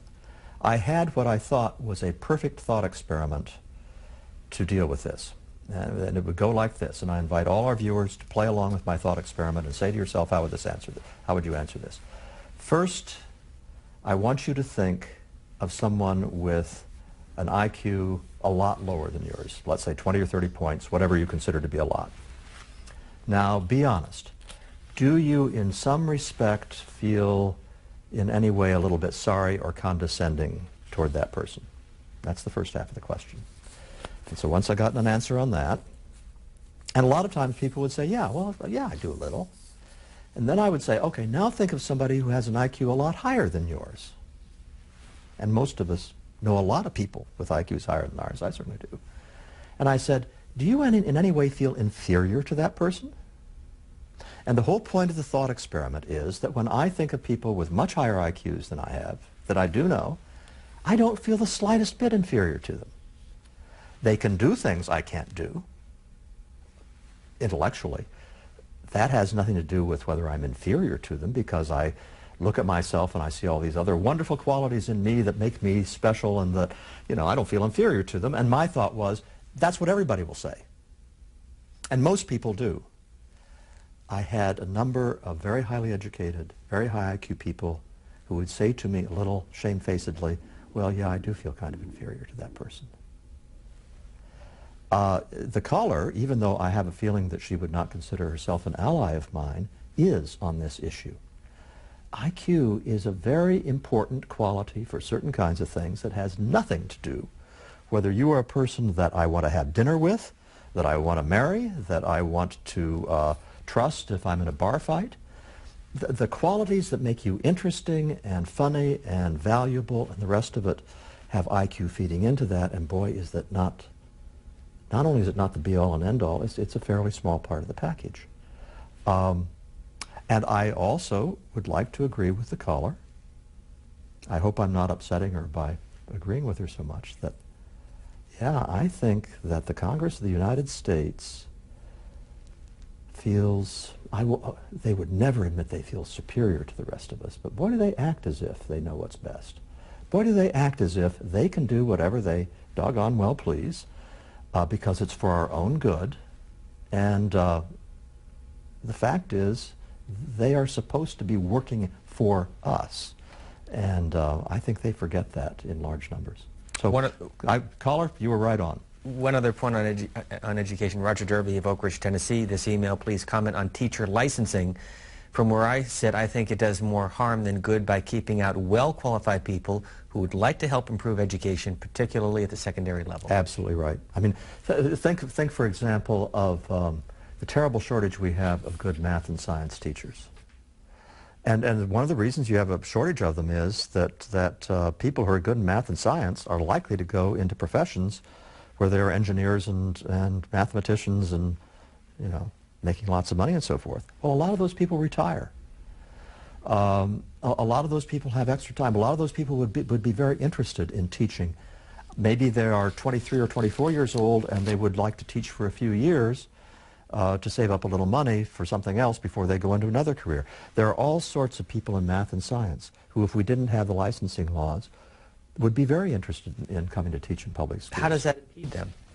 Because in order to get the license, you have to jump through all these hoops. You have to take education courses and meet all sorts of conditions that, you know, they don't want to go back to an education college for 2 years to get a license. So the licensing laws have the effect of saying to a retired engineer, no, you can't come teach high school physics as a retired fellow unless you go out and do all sorts of things to get your license. I think the licensing laws are a huge mistake. We are midway through a 3-hour conversation with author Charles Murray. Our phone lines are open for those of you who are Democrats. Call us at 202-737-0002. And if you're a Republican, 202-628-0205. We have a line set aside if you're a Libertarian or a member of another third party. You can also email us, journal@cspan.org is the other program, Book TV at cspan.org is the email address here on C-SPAN 2. We're going to continue our conversation with Charles Murray, but first we want to show you where he works in Burkittsville, Maryland, which is about 60 miles outside of Washington, D.C. When you're working on a book, what is a typical workday like for you? Typical workday. Get up at 6:15. My son gets on the school bus about 6:45, so he gets breakfast. We sort of have, since I've been getting up at that time anyway, I get up and my wife sleeps for a while. She's doing plenty with him later on. And so I'm out here by 6:30. Email. I keep a little log every day, so that takes a little time. Check my favorite news and blogs on the web. And then by about 7 o'clock, and then I play a game of chess. You know, they have the online chess clubs, and I used to play computer games to break up my workday, and now I play chess online, or occasionally poker. And by 7:15, I am doing original draft, first draft. My own experience is that after 10 or 11 o'clock in the morning, I'm probably done with First Draft. I can still do editing of stuff I've written already. I can do data analysis. I can do data collection, that sort of thing. But I run out of steam for that kind of energy about 10 o'clock in the morning. And then it's, I mean, I don't go out to have power lunches with anybody. If you look out the window here, there are no, the Palm is just simply not within close reach for going out to lunch with folks. So I go into the house and get a sandwich or the leftover spaghetti from the night before, have about a 15-minute lunch, and I'm back here working until about 6 o'clock at night. Now, I do not work constantly at all. So I'll do correspondence, I'll play some more chess, I'll play some more poker, interspersed with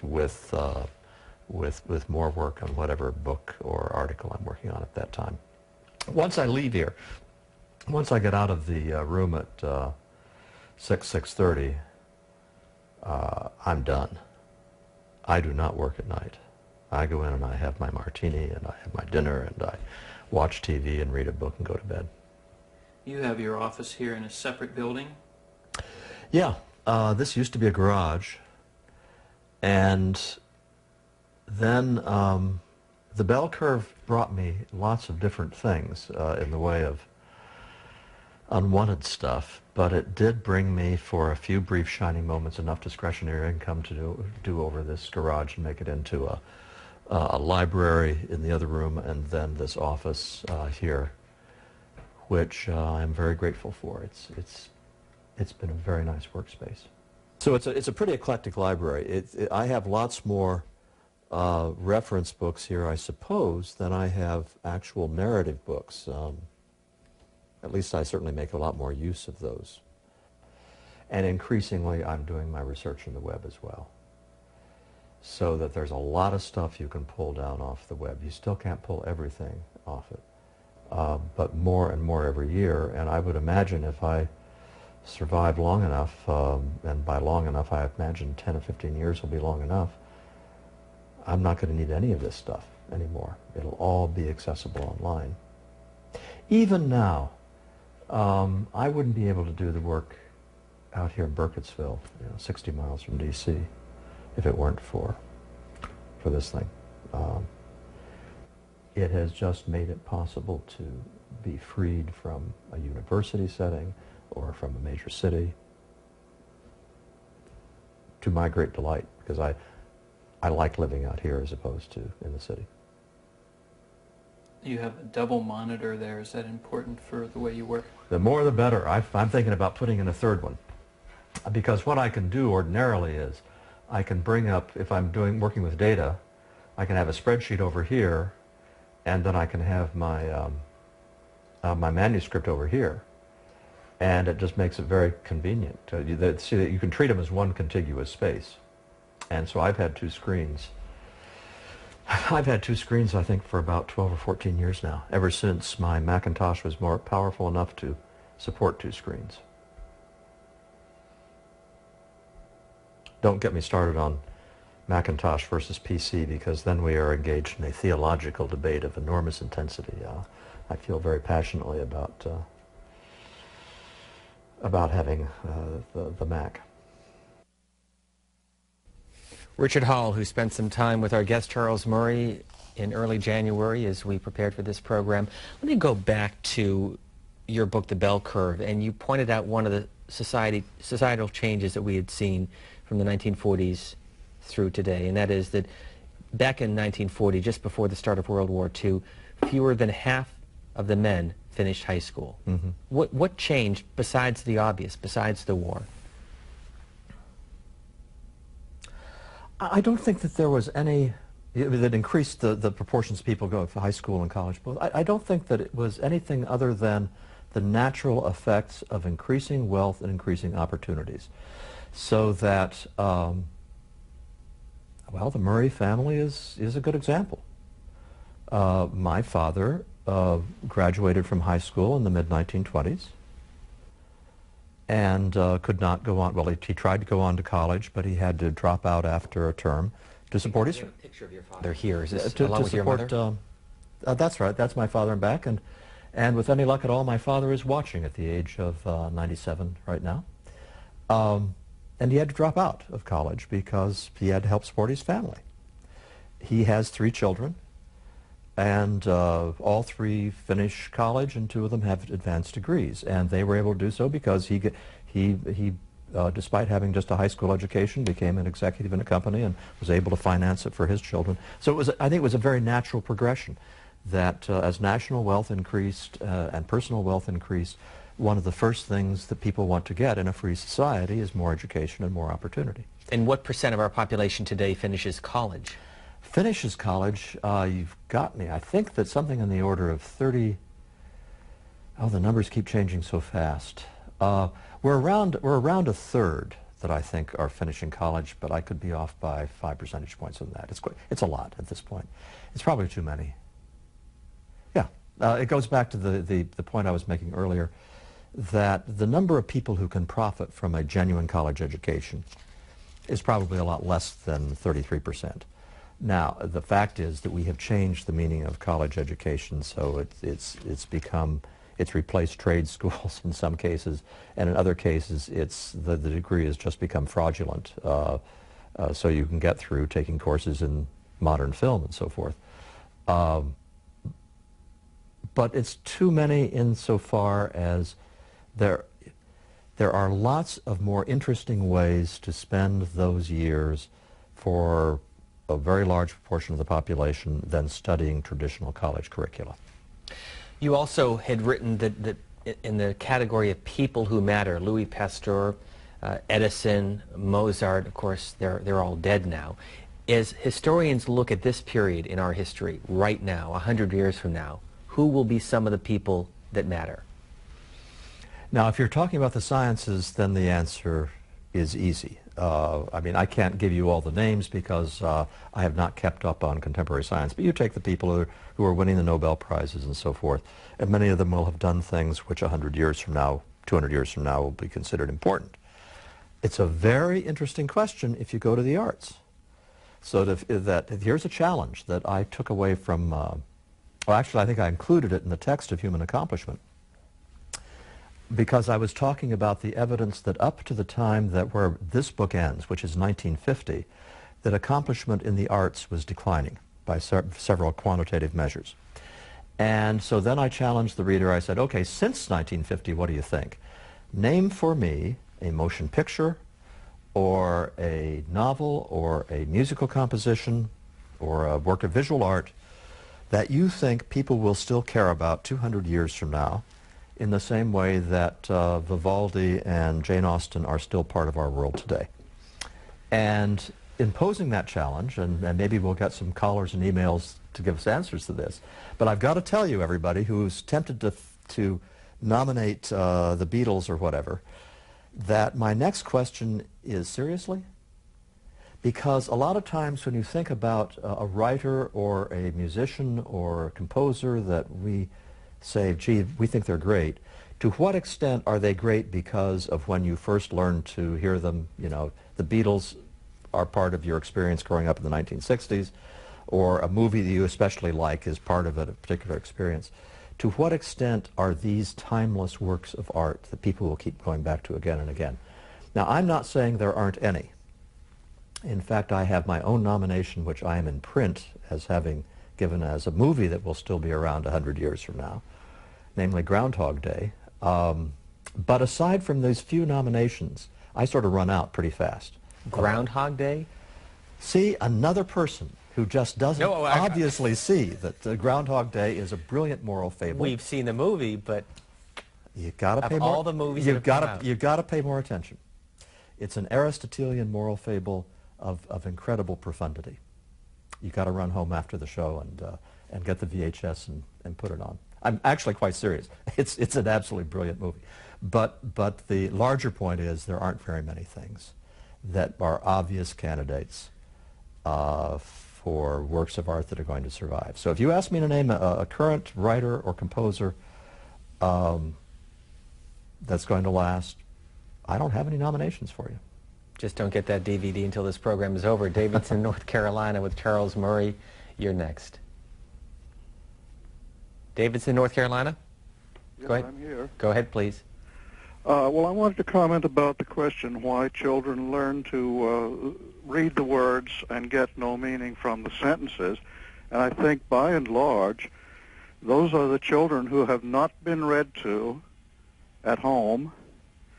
And then when they get to school, unfortunately, the teachers don't read to them either. So here's a child, and he's looking at a book and going, jump, spot, jump, see Scott run, and all that sort of thing. And he's not interested in that. He would enjoy a story like Peter Pan or Tom Sawyer. Or I can, name numerous things. Probably he's not quite on the level of Harry Potter, but fairly close. Yes, actually, what you talk about with kids not having been read to, I think is an important factor, but I think that you have to understand what public school teachers in some neighborhoods would be able to tell you, which is that kids are coming to school much more deprived than that. So there is some scholarly work that's been done on this where you get just terrifying percentages of children from the worst neighborhoods who come to school at the age of 5 not knowing the words for the colors, not knowing basic numbers, where the degree to which they have not been exposed just in the course of day-to-day life to the basics from which the teacher will then build, it's very scary. I should emphasize whenever I talk about things like this that you also have some of those kids going to those schools from those same neighborhoods who have had bedtime stories read to them every night and whose mother is working 2 jobs to make things work out right. I'm talking about statistical tendencies, and despite the exceptions, the kids who are coming to school wholly unprepared to learn is a huge national problem. Chandler, North Carolina, you're next on C-SPAN 2's Book TV, our in-depth conversation with author Charles Murray. Go ahead. Hi, Chandler, Arizona. Go ahead, caller. Sorry about that. Hey, no problem. Mr. Murray, how are you, sir? I'm good, thanks. Well, wonderful way to spend the day. I wanted to discuss something you mentioned early in your interview. You were talking about welfare in poor neighborhoods, and I'd like to address it from the angle of the effect that's had on women. Prior to the advent of a large social net and legal abortion, there's always been abortion, of course, women, I feel, were more particular about the men that they would be with. They would look at a man and say, does this guy have the potential to support me, support a family? Is he motivated? Is he kind to me? With the advent of these social programs, that seems to have been eliminated. He just has to be cute now. The government will take care of you. The government will support your baby. The man's character suddenly doesn't count for much, and I'd like to hear your opinion on that. I've gotten in a lot of trouble saying exactly what you just said, because when I talk about the breakdown of the family, and particularly the absence of fathers, the disappearance of fathers as being a huge social problem, and I have advocated and continue to advocate the withdrawal of all government support from women who are pregnant, whether they're married or single. The government simply says, if you're having a baby, this is your private experience, and the government is not involved. And the natural response to that is, well, why are you putting all the burden on the woman? Why not be tougher on the guys and force them to pay child support and so forth? And the answer to that question is that nature is not fair, that nature has left the woman holding the baby, quite literally, and that we can make all the noise we want to about getting tough with the males, but it's very hard to do. And the fact is that males are socialized, and this is a statement that really gets you in trouble. Males are socialized by the expectations of women. And if what women demand of us in order to give sexual access, is that we be good husbands and providers, then we, moaning and groaning, will become good husbands and providers. And if what they want us to do is to be good in the hay, then we'll be delighted to have that as our standard of performance. It is a dilemma, because unless you have expectations of men by women that demand that they be good fathers, you will have large numbers of males who will not be good fathers, and that is not fair, but it's the truth. Next call is Toledo, Ohio. Go ahead, please. Hi, how are you guys? Good. Okay, Mike, I just had an experience. I'm a graduate of the University of California. I'm currently in medical school out here in Toledo. But between college and medical school, I would have loved the opportunity to teach in the public school system for a year or two had it been adequately compensated and something that I could have gotten into easily. I remember trying to get into AmeriCorps, and they wanted me to fill out a ton of forms. I eventually did a summer job for Upward Bound, and I had a fantastic time teaching predominantly Latino kids at San Diego State, and to get my paycheck of about $100 for the several weekends of lectures I did required about 5 letters back and forth and a big long interview with a PhD in education, and I was well qualified. I taught for Kaplan and Princeton Review, and I could teach all the lectures they needed in chemistry and math, in my sleep. And I think that if we could get a national program that could get people who have math and science degrees a year or two in colleges or in the public high school system, it would be fantastic, because with a biochemistry degree from the University of California, after crushing classes in enzyme kinetics and microbiology, you're basically qualified to run gels in a lab for $8 an hour. Thank you, caller. Let me follow up, because we have a number of emails. This one from a viewer who says, what is the one thing that you would do to make public schools once again a place of learning? This viewer says, we have poured money into our schools over the last 40 years and have seen the schools just get worse. Well, getting rid of the licensing clause would be a good start, but the main thing is give schools over to the control of parents again.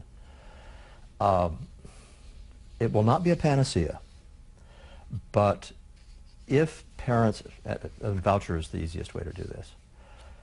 If parents are choosing the schools their children go to, if parents are looking around for good schools, if schools are forced to compete, you will have a few parents, I am sure, who want to send their kids to schools that make their children feel good about themselves. But actually most parents are going to send their kids to schools that maintain good discipline in the classroom, that do not hesitate to punish children and suspend children who behave inappropriately, and who teach good, solid meat and potatoes courses.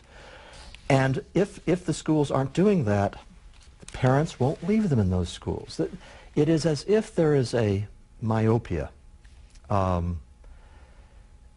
Americans understand that everything else we buy, whether it's automobiles or television sets or computers, has by and large been getting better and better and cheaper, and we also take for granted that the reason that's the case is because they have to compete with each other. The one area in which we've been willing to grant a virtual monopoly is in the school system. It's not just a question even of getting better teachers in the classroom because of competition.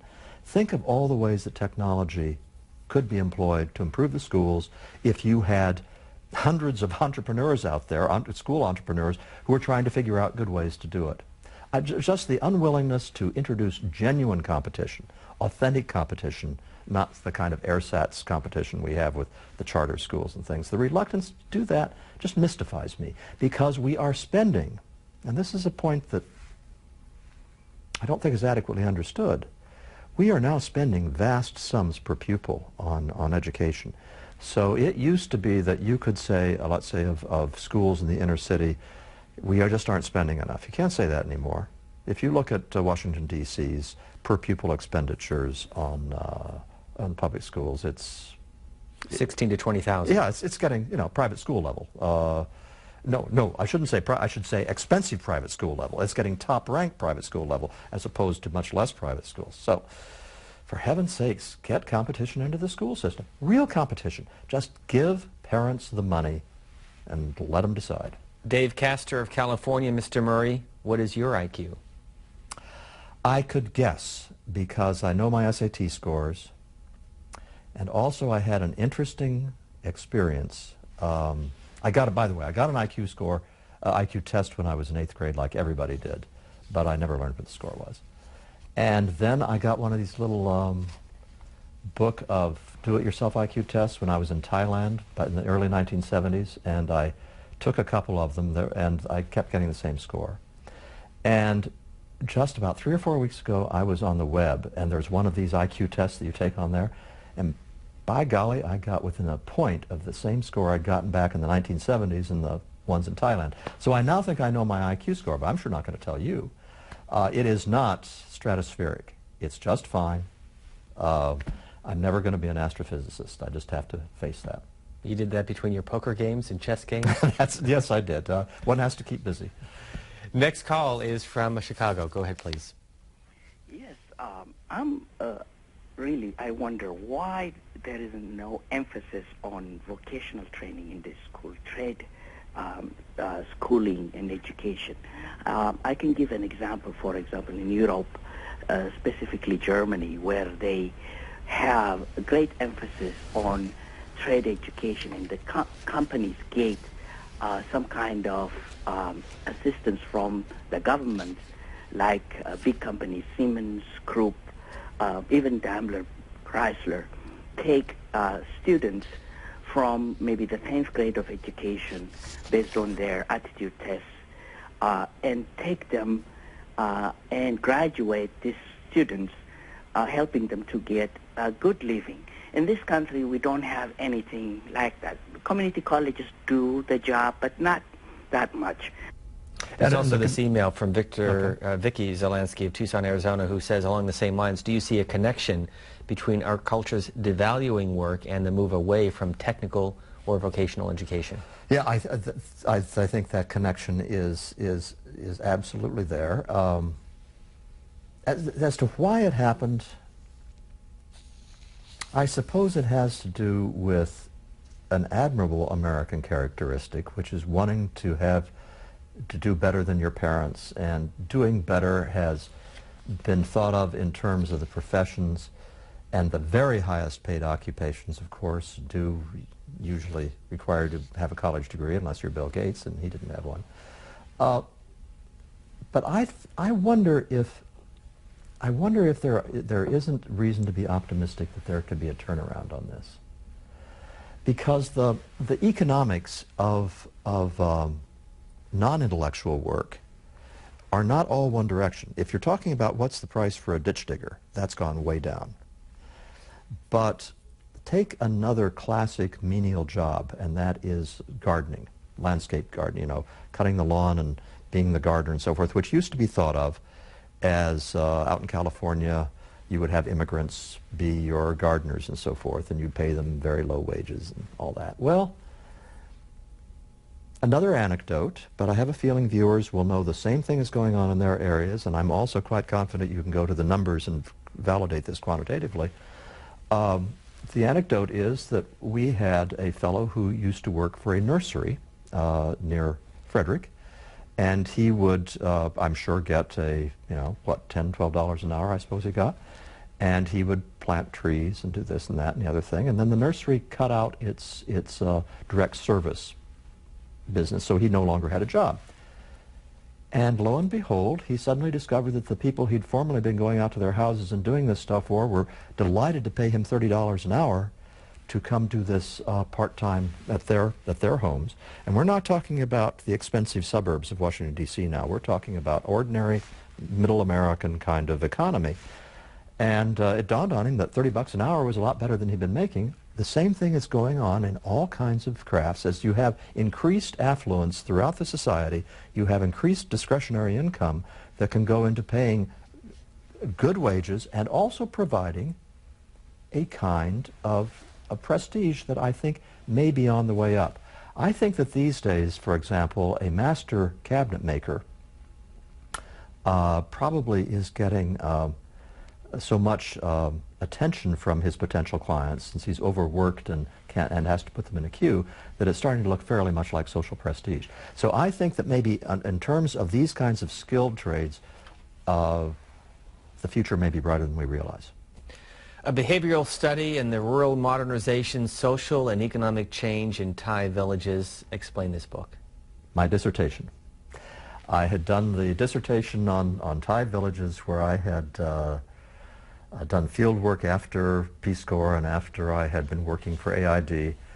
And my advisor suggested I get it published, and I did, and I'm sure it sold 15 or 20 copies. And it's sort of a rite of passage. You publish your dissertation. Next call is Miami. Go ahead, please. Oh, hello. How do you do? I was curious if you have any insights into any connection between IQ and the fact that the children I'm familiar with are bored, lazy, and incredibly incurious. I tried to raise my godchildren for all of their lives, and I couldn't get them to look at a ballet on tape, or much less learn to do ballet, or cook, or sew, or any of the things that when I grew up in the orphanage was taken as a given that you should learn, and which give me great pleasure. Simple things like that. Maybe it's because of they're not status oriented. I certainly had a lot of trouble when I became a lady's maid, but I did it to learn things because my ladies could teach me painting, and one of my physicists. Things like this don't happen anymore for social reasons. I mean, for social status reasons, I think. And then puberty happens, and it's all over for them. And I mean this with complete sincerity. I formed the American Society for the Prevention of Puberty as our only hope, but maybe it could only be postponed until they're 25. Finally, a practical solution. How do you do that? I won't even go. I won't even go there. I'm not sure. I mean, I now have a son who's 15 and a daughter who is 19 and 2 older daughters. And in part, as I look, for example, at my son, he is not interested in a lot of the things that I guess I would like him to be interested in. On the other hand, for Christmas, he wanted us to build his own computer as opposed to buy a computer. So you have different and I won't even get into the nature of the computer games and the complexities of those that he is fascinated by. So to some extent, I think among kids you have differences in interests as opposed to no interests. However, having said that, I wonder if if you took and I put it as a question because I don't know the answer. Suppose you took a cross-section of 16-year-olds in 1955 and the same cross-section today, would you find them more incurious than they were before? I don't know. I just don't. I don't think it's obvious that you would find that. BookTV@cspan.org is our email address. This from Oscar Falcani, who says, "Gosh, Dr. Murray, Aristotle was the pupil of Plato. Plato was the pupil of Socrates, who was a real genius. And fortunately, Socrates was a teacher and not a writer." And what a progeny he ended up with. Yeah, but Aristotle took that incredible 3-generational line, and he did with it so very, very much. And I think, well, with Plato and Aristotle, with this contribution of Socrates being unclear because you don't know what Socrates said as opposed to what Plato said, it is a legacy of huge proportions within a 40-year period in Athens. Just extraordinary. The books of Charles Murray include Human Accomplishment, Losing Ground, which came out when? 1984. And reprinted in 1994? That's right. We had a 10th anniversary, and it's still in print. Apollo, which was published when? 89, and we just republished that. Apollo, it's the only book I have ever been associated with that got rave reviews. Every other one has been greeted by screams of anguish. Apollo got rave reviews, sold out its first editions, but then it was not reprinted. And then over the last 15 years, it became kind of a cult classic. And so if you wanted to get a copy of Apollo, you ended up paying in the hundreds of dollars on eBay. So this last fall, my wife and I republished it, and that was a labor of love, since that is, in many ways, my favorite book. And the bell curve, how many books were published? I think hardback sales on that were somewhere in the region of 300,000 copies, plus softback of maybe 100,000. So that was a bestseller. It reached number 2 on the New York Times list. The Pope had just published his memoirs that same month, and we could not beat out the Pope. Who was Richard J. Herrnstein? Wonderful man who was a professor at Harvard. At the time of his death, he held B.F. Skinner's chair in psychology at Harvard. A brilliant psychologist who made seminal contributions in some fairly arcane areas, but also was always interested in IQ. And we ended up collaborating on the book on the basis of a single phone call, and it was the greatest collaborative experience I've had, except I must qualify that by saying I wrote Apollo with my wife, so I better not say it was the greatest collaborative experience I ever had. It was tied for the greatest collaborative experience I've ever When had. did he die? He died just in the fall of 1994, just a few weeks before the first hardbound edition of The Bell Curve came out, so he never saw the absolutely finished product. Laurel, Maryland, you're next for Charles Murray. Laurel, Maryland, you with us? We'll try Watertown, Massachusetts. Go ahead, caller. Watertown? Massachusetts? Yes, you're on the air. Go ahead. Thank you. I wanted to ask something inspired by a writer who considered himself a libertarian and flourished in the 60s, but is not now much cited, and that was Paul Goodman. He wrote in a book called The Community of Scholars that the school system of his day, and he was a school board member in New York, was the same as that of an agrarian society 100 years prior. And since only a small percentage 100 years ago went to high school, but now you would know better, 60, 70, 80% finish high school, it must mean something different, he said. And most kids who were bright were not necessarily academic. So he suggested that the best path for most might be to work as an apprentice in a job first until you find out what academic things you really want to and need to know, and then go to school for it, and that would take care of motivation. So he also wanted to abolish the mandatory education laws, which kept kids in schools that they didn't want to go to through the age 16, maybe it's 17, 18 now. How do you feel about that rather libertarian radical proposition to abolish the mandatory education laws? Thank you, caller.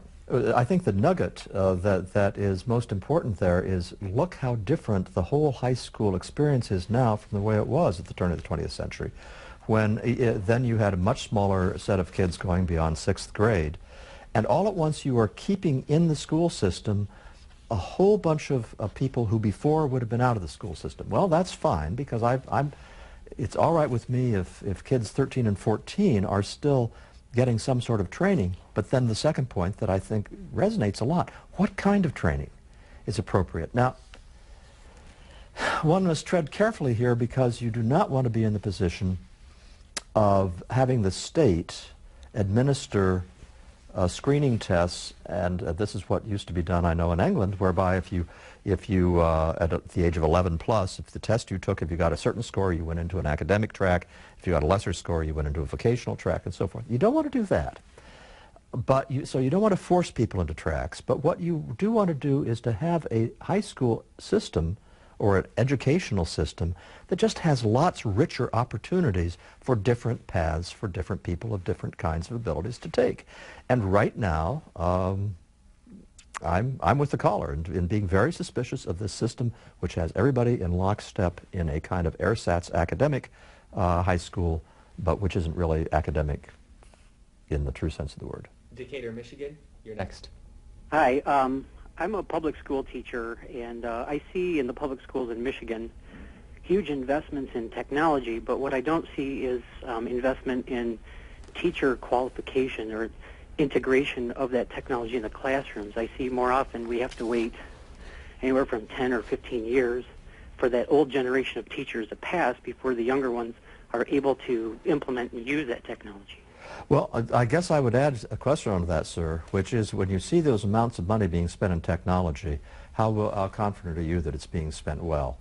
What I would like to see is what would happen if you really had people who were not bound by all the constraints that anybody who's putting technology into a state run system is going to have, and let them go at it. I mean, we are talking in the public school system, we are talking about a system in which even textbooks, I mean, the idea of the textbooks are subject to so many idiotic constraints.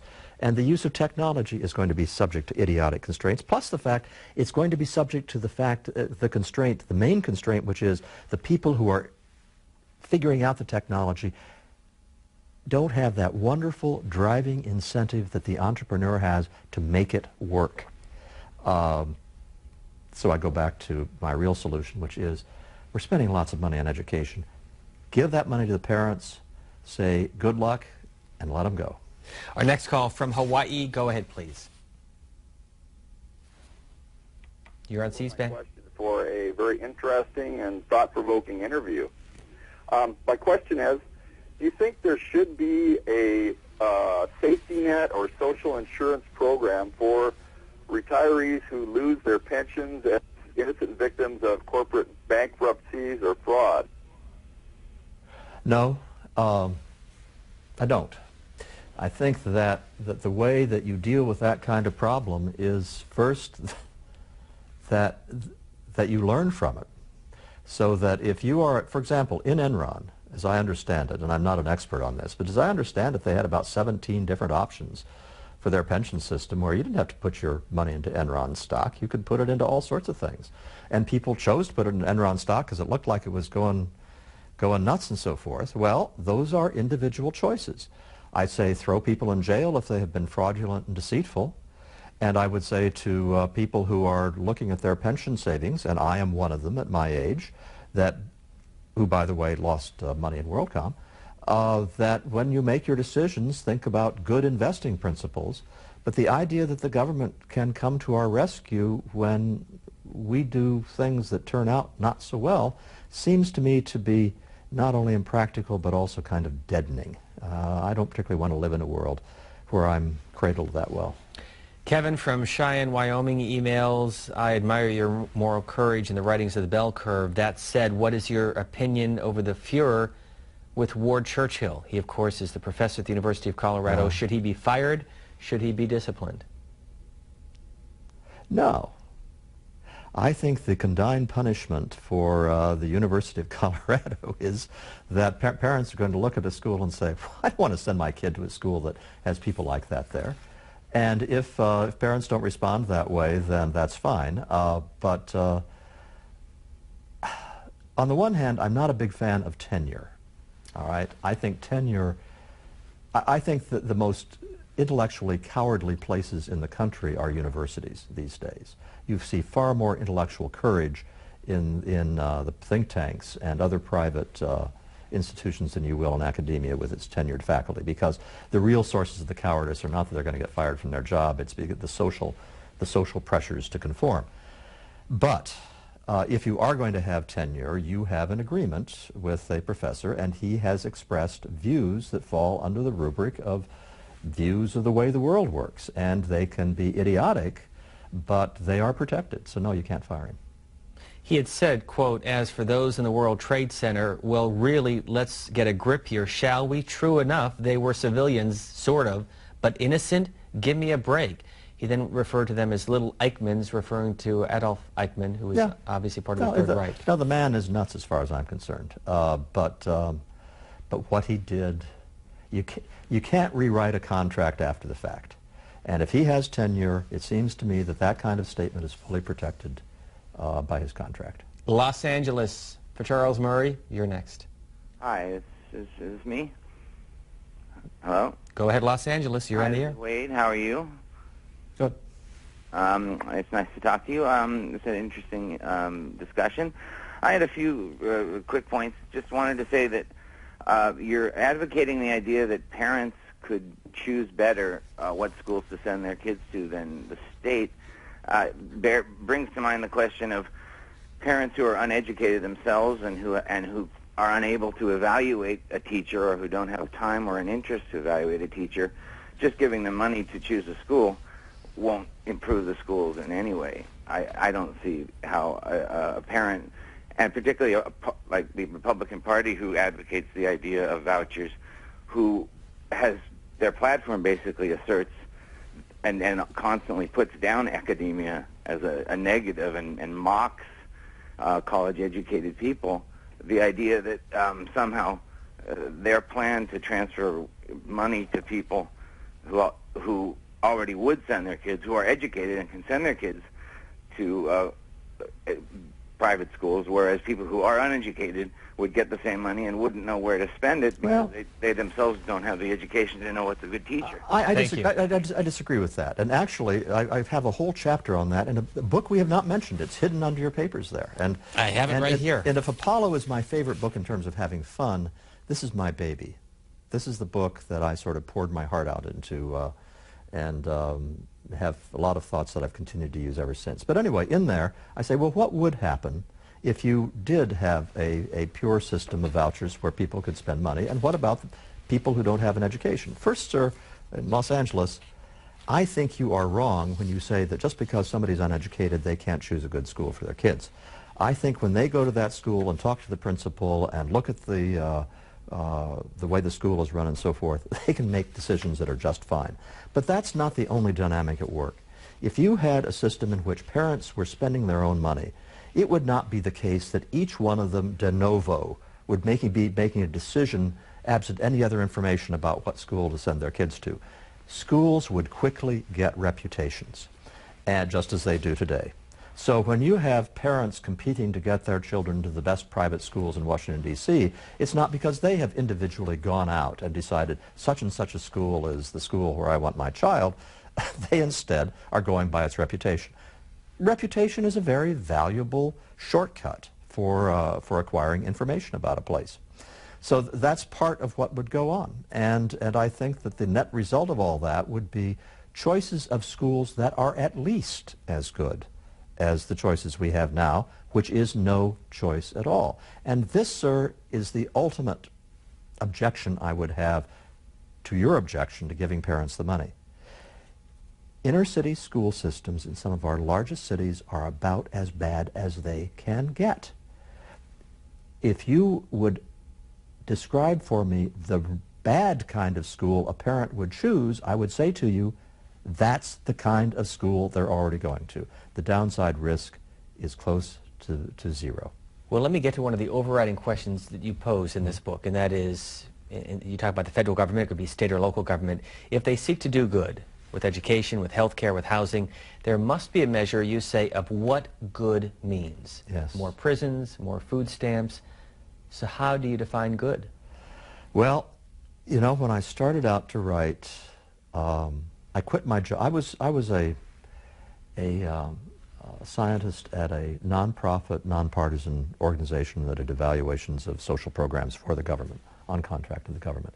And I finally quit that job, and because I wanted to write a book about how it is that you measure the success of social policy. And my idea was that you don't look at the number of people above the poverty line. You don't look at any other kind of quantitative measure like that. What you start out with is saying, look, what you want is for people to be able to live satisfying lives, to pursue happiness, if you want to think of it in those terms.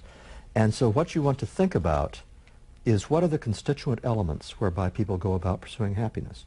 Material resources is one of those, no doubt. You cannot pursue happiness if you're starving. But the other needs, the raw materials that people need are things like self-esteem. I should say self-respect. Self-esteem has become a kind of meaningless concept. Self-respect, self-fulfillment, and being able to do something that is satisfying to you, intimate relations with other people. These are kinds of raw materials you need. How do you structure society so that those raw materials for pursuing happiness are as available to as many people as possible? And that was the topic of In Pursuit. Identifying those raw materials and then saying, how is it that you can structure the world so that people of all abilities, people of all incomes, have the best possible chance to live a life, and the way I put it in the book is to live a life where you can get to be the age of 70, look back on who you have been and what you have done, and take pride in it. The first Sunday of every month, we spend 3 hours in depth with a leading author. If there's an author you'd like us to feature in the future, you can email us at booktv@cspan.org, Our next call comes to us from the state of Maine. Go ahead, please. Hello. Yes, I would like to harken back to a call from a previous person who expressed skepticism with Mr. Murray about teachers leaving the profession due to inability to teach the way they wanted to teach. I've been in the business of teaching for 30 years. I've seen this happen. I'm seeing it happen over the last 2 years. So I wish to let him know and agree with him that this, in fact, is happening.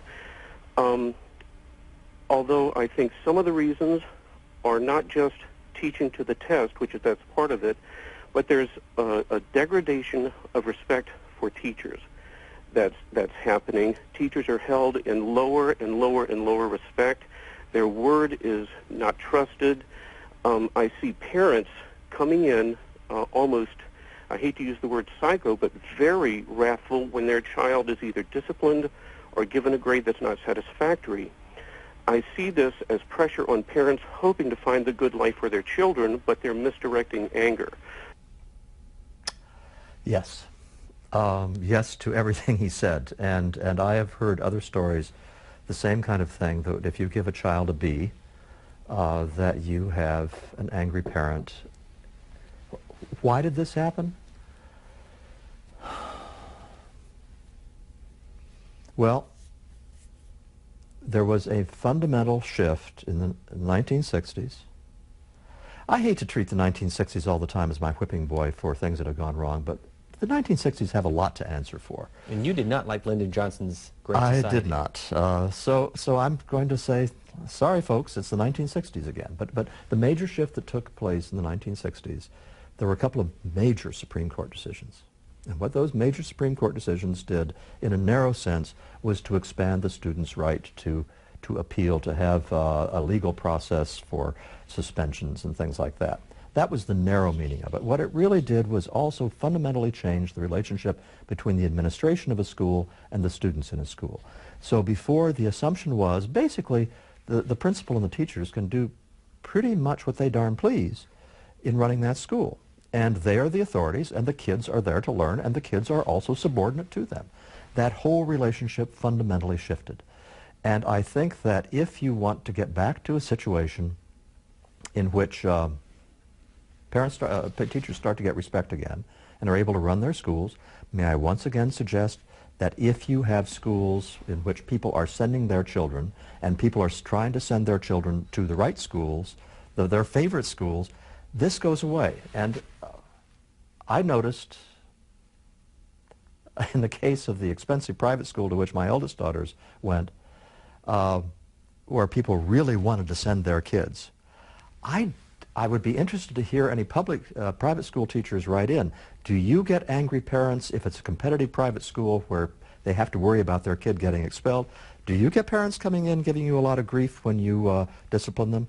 My guess would be that the more desirable the school is, the more clout the school has in terms of the parents doing what they should with regard to saying the school is right. You, my child, are supposed to get along with the school, not vice versa. What are your two older daughters doing today?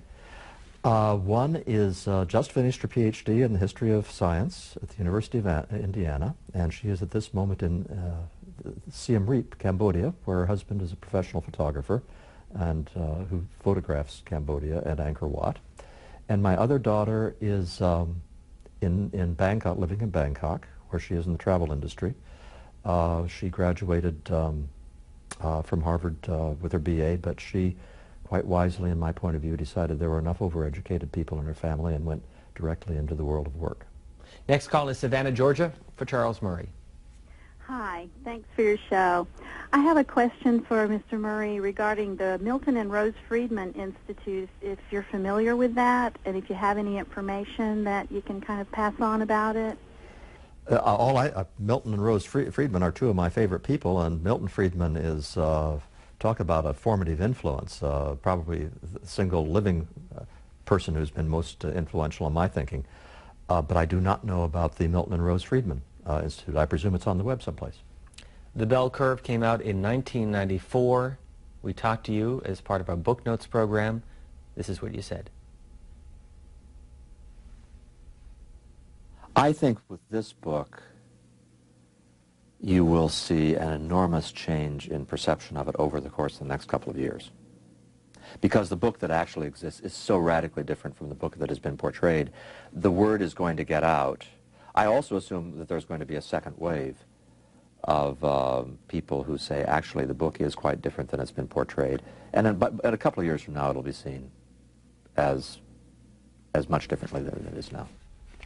We're now a couple of years later. How is it viewed?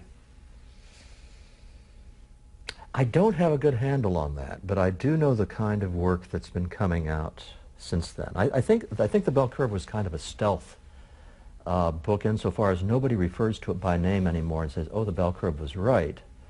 On the other hand, you recently had a long technical article which then got a lot of publicity, I think in The Economist or some such place, Financial Times, about, gee, social mobility in the United States seems to be going down. That the upper classes seem to be maintaining their influence more than they were before and so forth. And I'm reading that and I'm saying, well, I can remember a book that kind of made that argument that that was going to happen 10 years ago. You have a wide variety of kind of acceptance of the isolation of a group of people that we call the cognitive elite. And you've had a variety of other books talk about the ways in which people interact with each other and don't interact with the rest of society. And they don't call it the cognitive elite, but as they describe what's going on, again, it sounds to me as if they are drawing on arguments that Dick and I made, or perhaps independently coming up with the same kind of thing. In terms of the test's validity, you know, the arguments we made at that time about that these tests are important predictors of performance in the workplace and so forth. All the academic work that's come out then has corroborated that. See, in saying this, though, I have to be careful that I don't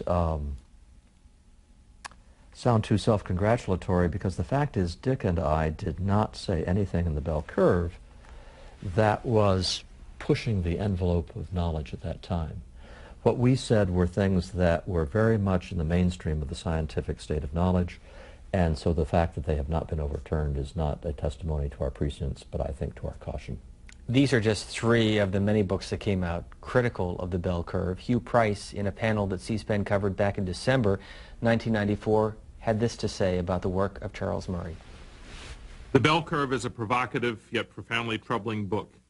It wrestles with an array of domestic issues like rising income inequality and social dysfunction that are genuinely worrisome. But it's reckless in its use of scientific data, illogical in its leaps of reasoning from such data, and ideological rather than linear in the policy recommendations which flow from its analysis.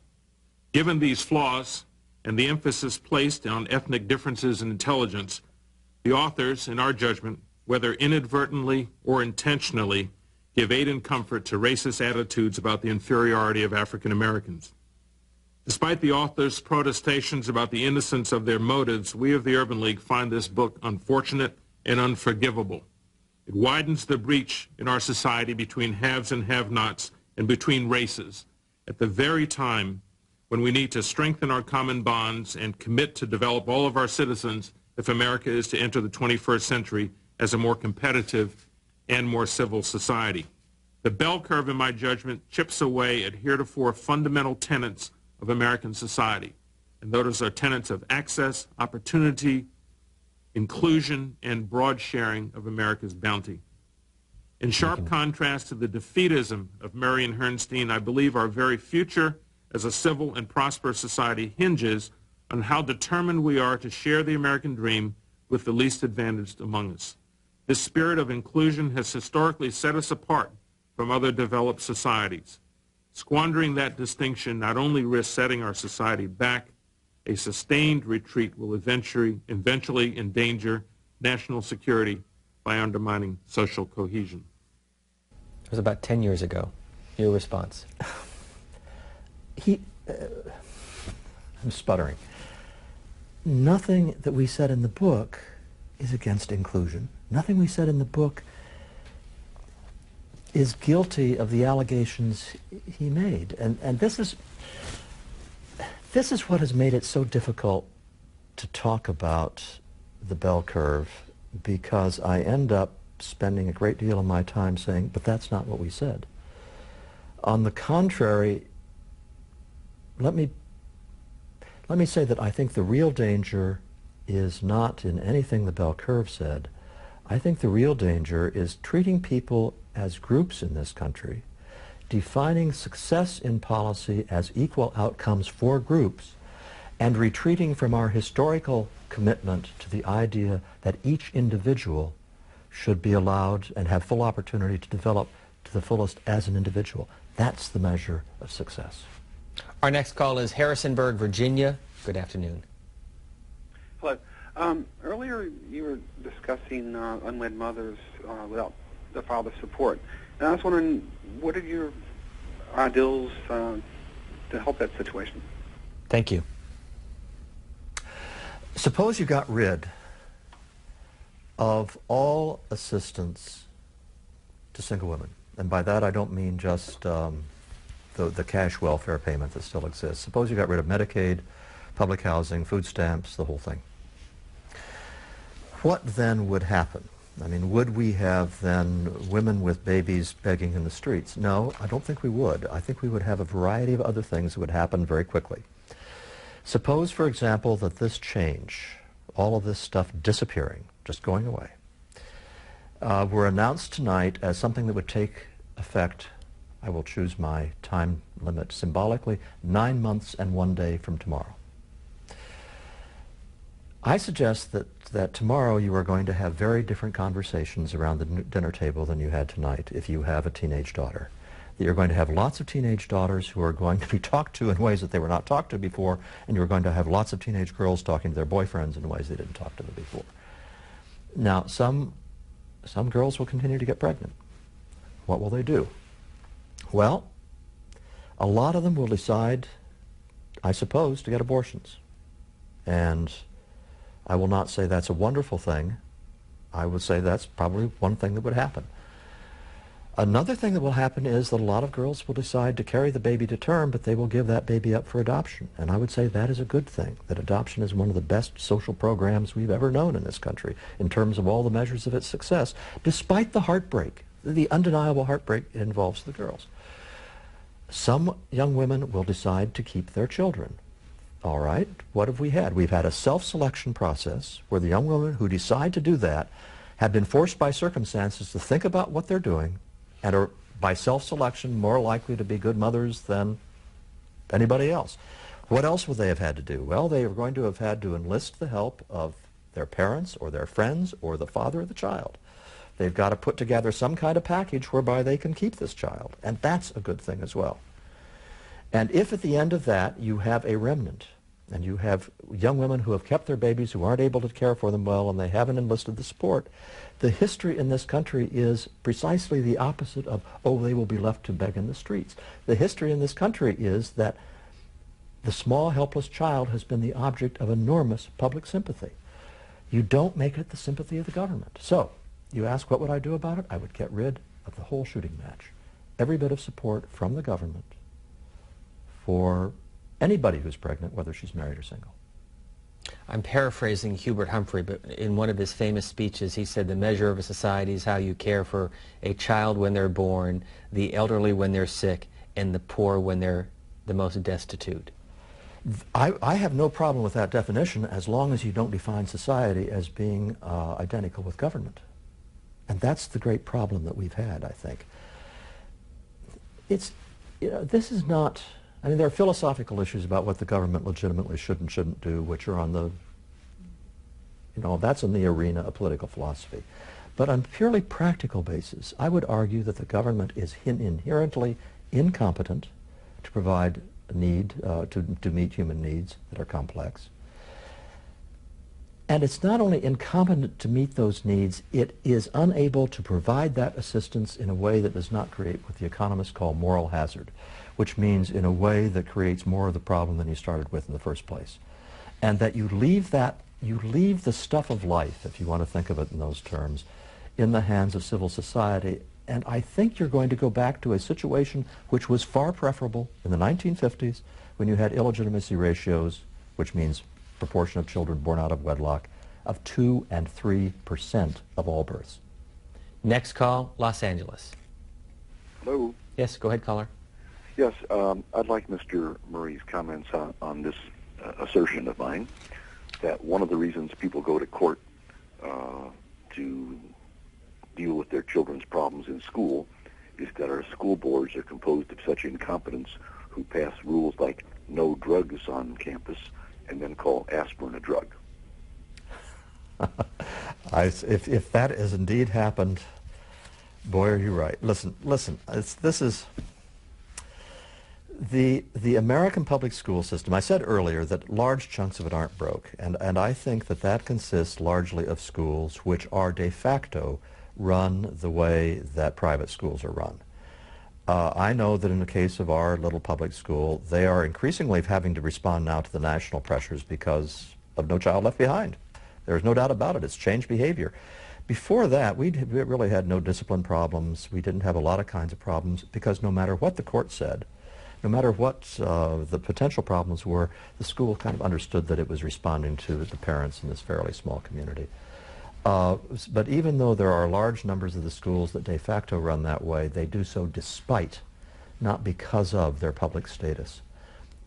In effect, I think that the closest approximation to the Soviet economy and all of its problems in this country is the public school system. It has all of the same defects, and in that sense, I think No Child Left Behind is to the American public school system what perestroika was to the Soviet economy. We're using a lot of paper today on all the emails coming, and we'll pass along some of them to you after the program. But this is a viewer who said that when I was 14 years old in India, I was tested. My IQ came in at 107. After living in the U.S. for several years, my IQ was tested. I came in at 137. Please comment. My comment on that is that I always, in every question and answer period, get one statement like that. And my answer has to be, well, it beats the hell out of me. You know, it could be any number of things. It could have been a bad test in India and a good test in the United States, or vice versa. It could be that there were changes in the circumstances which did lead to a real rise in IQ, realized intelligence. I don't know.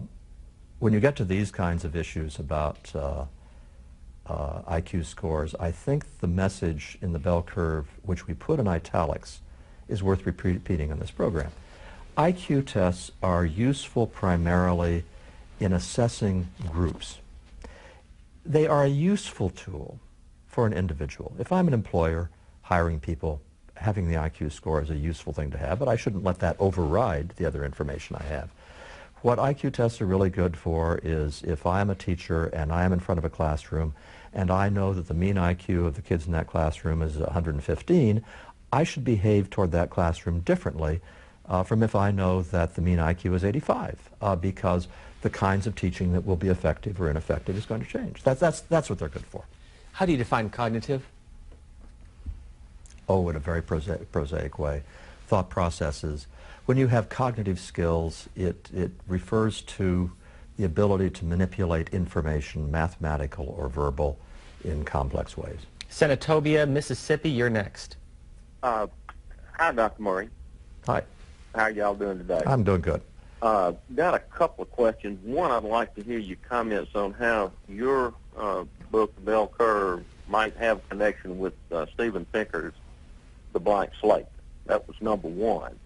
And the other thing I'd like to hear you comment on, one thing you said to the lady who called in about fourth graders not being able to read, you came up with a surprising response, because in my reading of The Bell Curve, which I read back in, I guess, 94 and 95, you seem to say, and others have said, that by the time a child is 14, maybe 15, he's kind of hardwired, I think is the term that you use.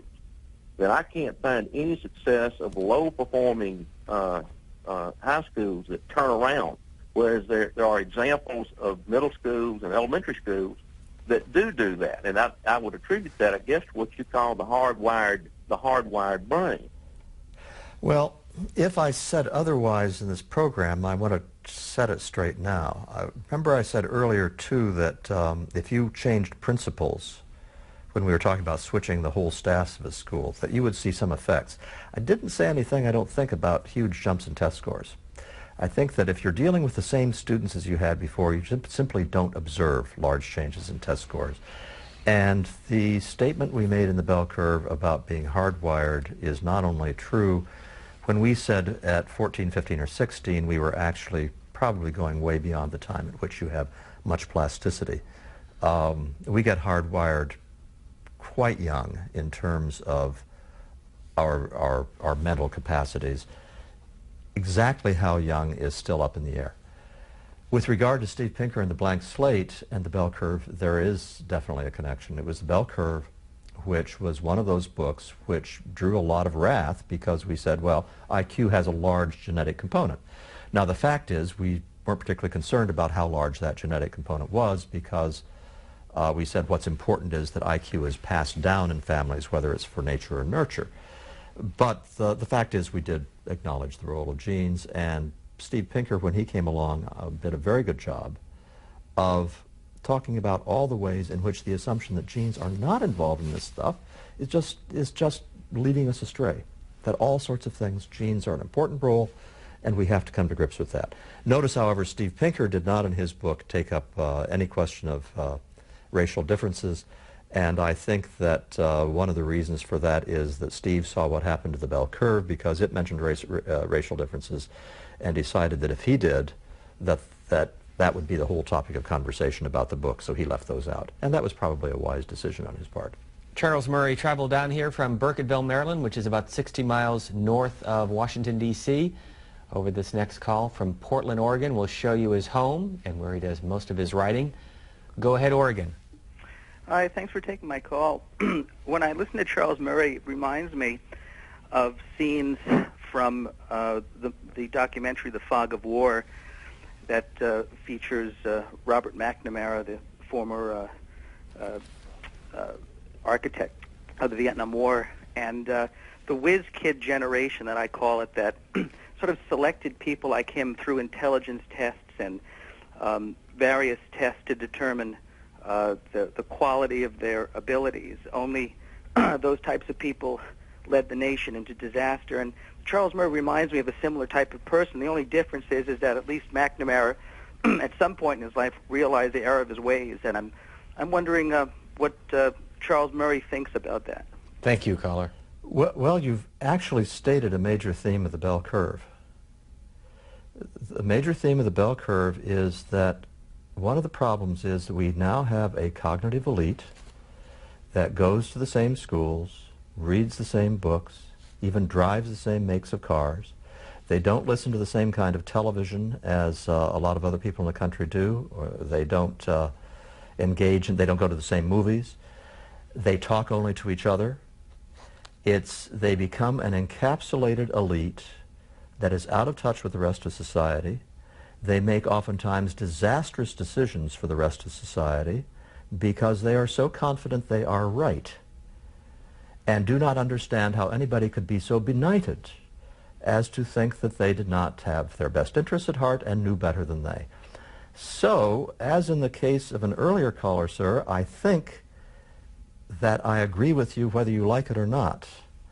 The McNamara generation and the mistakes they made in the Vietnam War are absolutely analogous to the kinds of mistakes that the cognitive elite continues to make with regard to social policy, economic policy, and in continuation of the old days, military policy. And I think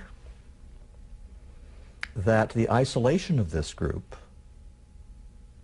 is one of the interesting phenomena to be observed in the last election. Our next call is from your home state in Iowa. Is it Modamin, Iowa? Mondamin, Iowa. Yes, good afternoon. Hi, Dr. Murray. Hi. Two quick questions. First of all, concerning the bell curve, I was just curious if any of that work had ever been peer-reviewed at this point. Any of which work? Any of the work that actually was printed in the bell curve, because when I read it when it first came out, I'll let you know I was one of the few liberals that I knew at the time that actually took the time to read it, just because I try to take an open mind on this. But it was my understanding at that point that it never actually gone through any peer review, any of the work that was actually printed in the book. Well, books don't very often go through peer review, but let me take the larger issue. The bell curve was a summary of a variety of literatures, which were almost entirely peer reviewed, augmented by a variety of analyses we did, which were consistent with the technical analyses that we were citing in the book. The bell curve was not propounding a radical new theory of intelligence. It wasn't propounding any breakthroughs in the relationship of intelligence to social phenomena. It was making available to the general public a set of literatures which previously had been accessible only by specialists in the field. Now, if you're asking, has there been anything in the bell curve since after the spate of criticism? I mean, 10 years later, can people point to anything in the bell curve and say, oh, well, they claimed that in the bell curve, and now we know that's not true? My statement would be, I don't think that there's any major contention of the bell curve of which that can be said. The one major contribution that I think was made subsequently was a lot of argument about when Herrnstein and Murray took social background into account, did they take it sufficiently into account? It turns out that you can do analyses of siblings which are much more powerful than the analyses that Dick Herrnstein and I did. In other words, if you compare two siblings of different IQs, but with the same parents and the same socioeconomic status and so forth, you have a much more powerful control for the independent effect of IQ than you have through other methods. And other scholars did those sibling analyses. I've done some of those sibling analyses since then. And the conclusion of those sibling analyses is that the kind of independent effect that Dick and I found in the bell curve is also found with these more powerful analyses. Our guest has written 8 books and a number of smaller publications, including a couple of pamphlets or short softcover books on Great Britain, the welfare class. I was invited over to England by the Sunday Times to look at whether they had an underclass in 1989, and I've kept on going back about every 5 years to update that. Next call is from Vista, California. Go ahead. Actually, we'll go to San Angelo, Texas next. Good afternoon. Go ahead, Texas. Yes, you're in the air. This is San Angelo, Texas. My question for Mr. Murray was, what role does the public airways play in education? I know I wanted to refer to the case for whenever the damage that tobacco does to people came up. Will the advertising and the whole public airway media situation changed and brought about a drastic reduction in the use of tobacco? What role should the public airways play in other destructive things to lifestyles that might come into play in the way of education? Thank you. I'm not sure it's airways. I think that social pressures are enormously important, and in the case of tobacco, you saw ahead of the legislation where they were banning smoking in certain places, but well ahead of that legislation, you saw huge reductions in tobacco consumption among certain groups, and it was peer pressure. It was social pressure. And I think that's actually the mechanism by which you change an awful lot of behaviors. I don't think the airways have much to do with it. I think the received wisdom on the part of a group of what's cool and what's not cool has a much more powerful effect. Next call is Vista, California. Thanks for waiting. Yes, my question, I listened to you for most of the morning. Let me start by saying good morning. When you were asked about your work day, you were talking about the importance of parents. I have several comments here and maybe a question. I'm not quite sure how it's going to come out. You didn't seem to spend any time with your son. You sent him off to school in the morning, and then the rest of the day, even when he came home from school, there didn't seem to be anything going on between you and he. That's pretty much true. That's pretty much true. Okay, another thing that you commented on. He's 15 years old. Right. And he comes home from school, and he is zonked into that computer, and I think he is getting as much attention from his father as he wants to get. I understand. The next thing is that you talked a bit about sports or the lack of importance in sports in schools. And I think that's what I heard when I came into the room when I first began to watch you. As a coach and a public school teacher as well, one of the things that I've found is that in our high school, at El Camino High School in Oceanside, we have about 40% of our young men and women are involved in sport or another kind of extracurricular activity. These same kids, as a rule, lead our school in academics. And many of our kids are involved in school as a consequence of sports because that's the only way they can play. I think that's an excellent point, and when you came into the room when we're catching the answer to that, it was in response to a telephone call where a person was saying we spend too much time in sports, and I was simply saying, well, they pretty much pay for themselves as well. But I think your points about sports are very well taken. A couple of brief questions from our viewers emailing to you, Mr. Murray, in the office visit that Rich, we had shown our audience earlier. You had said that you were able to pull a lot of information from the web. Is that because you are subscribing for a fee to databases that give you access to deep web where media research resides? We have through AEI a couple of such subscriptions that I can LexisNexis, but we've also got access to JSTOR, which is a major source of technical articles, and that all comes through AEI. Another email from Travis Swissgood, who says, you mentioned that you read blogs as part of your morning routine. Do you keep a blog? Why or why not? I don't try to do a blog. And the reason I don't is because it's going to eat up a lot of time, and I am not a first draft person. If you read my first drafts, they're unreadable. I'd like to think I'm a pretty good rewriter, and I just keep going through it again and again and again and changing and changing and changing it. And at the end, I'm happy with my work. But that's not consistent with doing a blog. And another email says, Roger Ebert wrote an article last week that agreed Groundhog Day is a classic. Are you related to Bill Murray? No. I was hoping that after I said these wonderful things about Groundhog Day that Bill would invite me out to Hollywood and have dinner with him, but so far the phone hasn't been ringing. Where does the name Murray come from?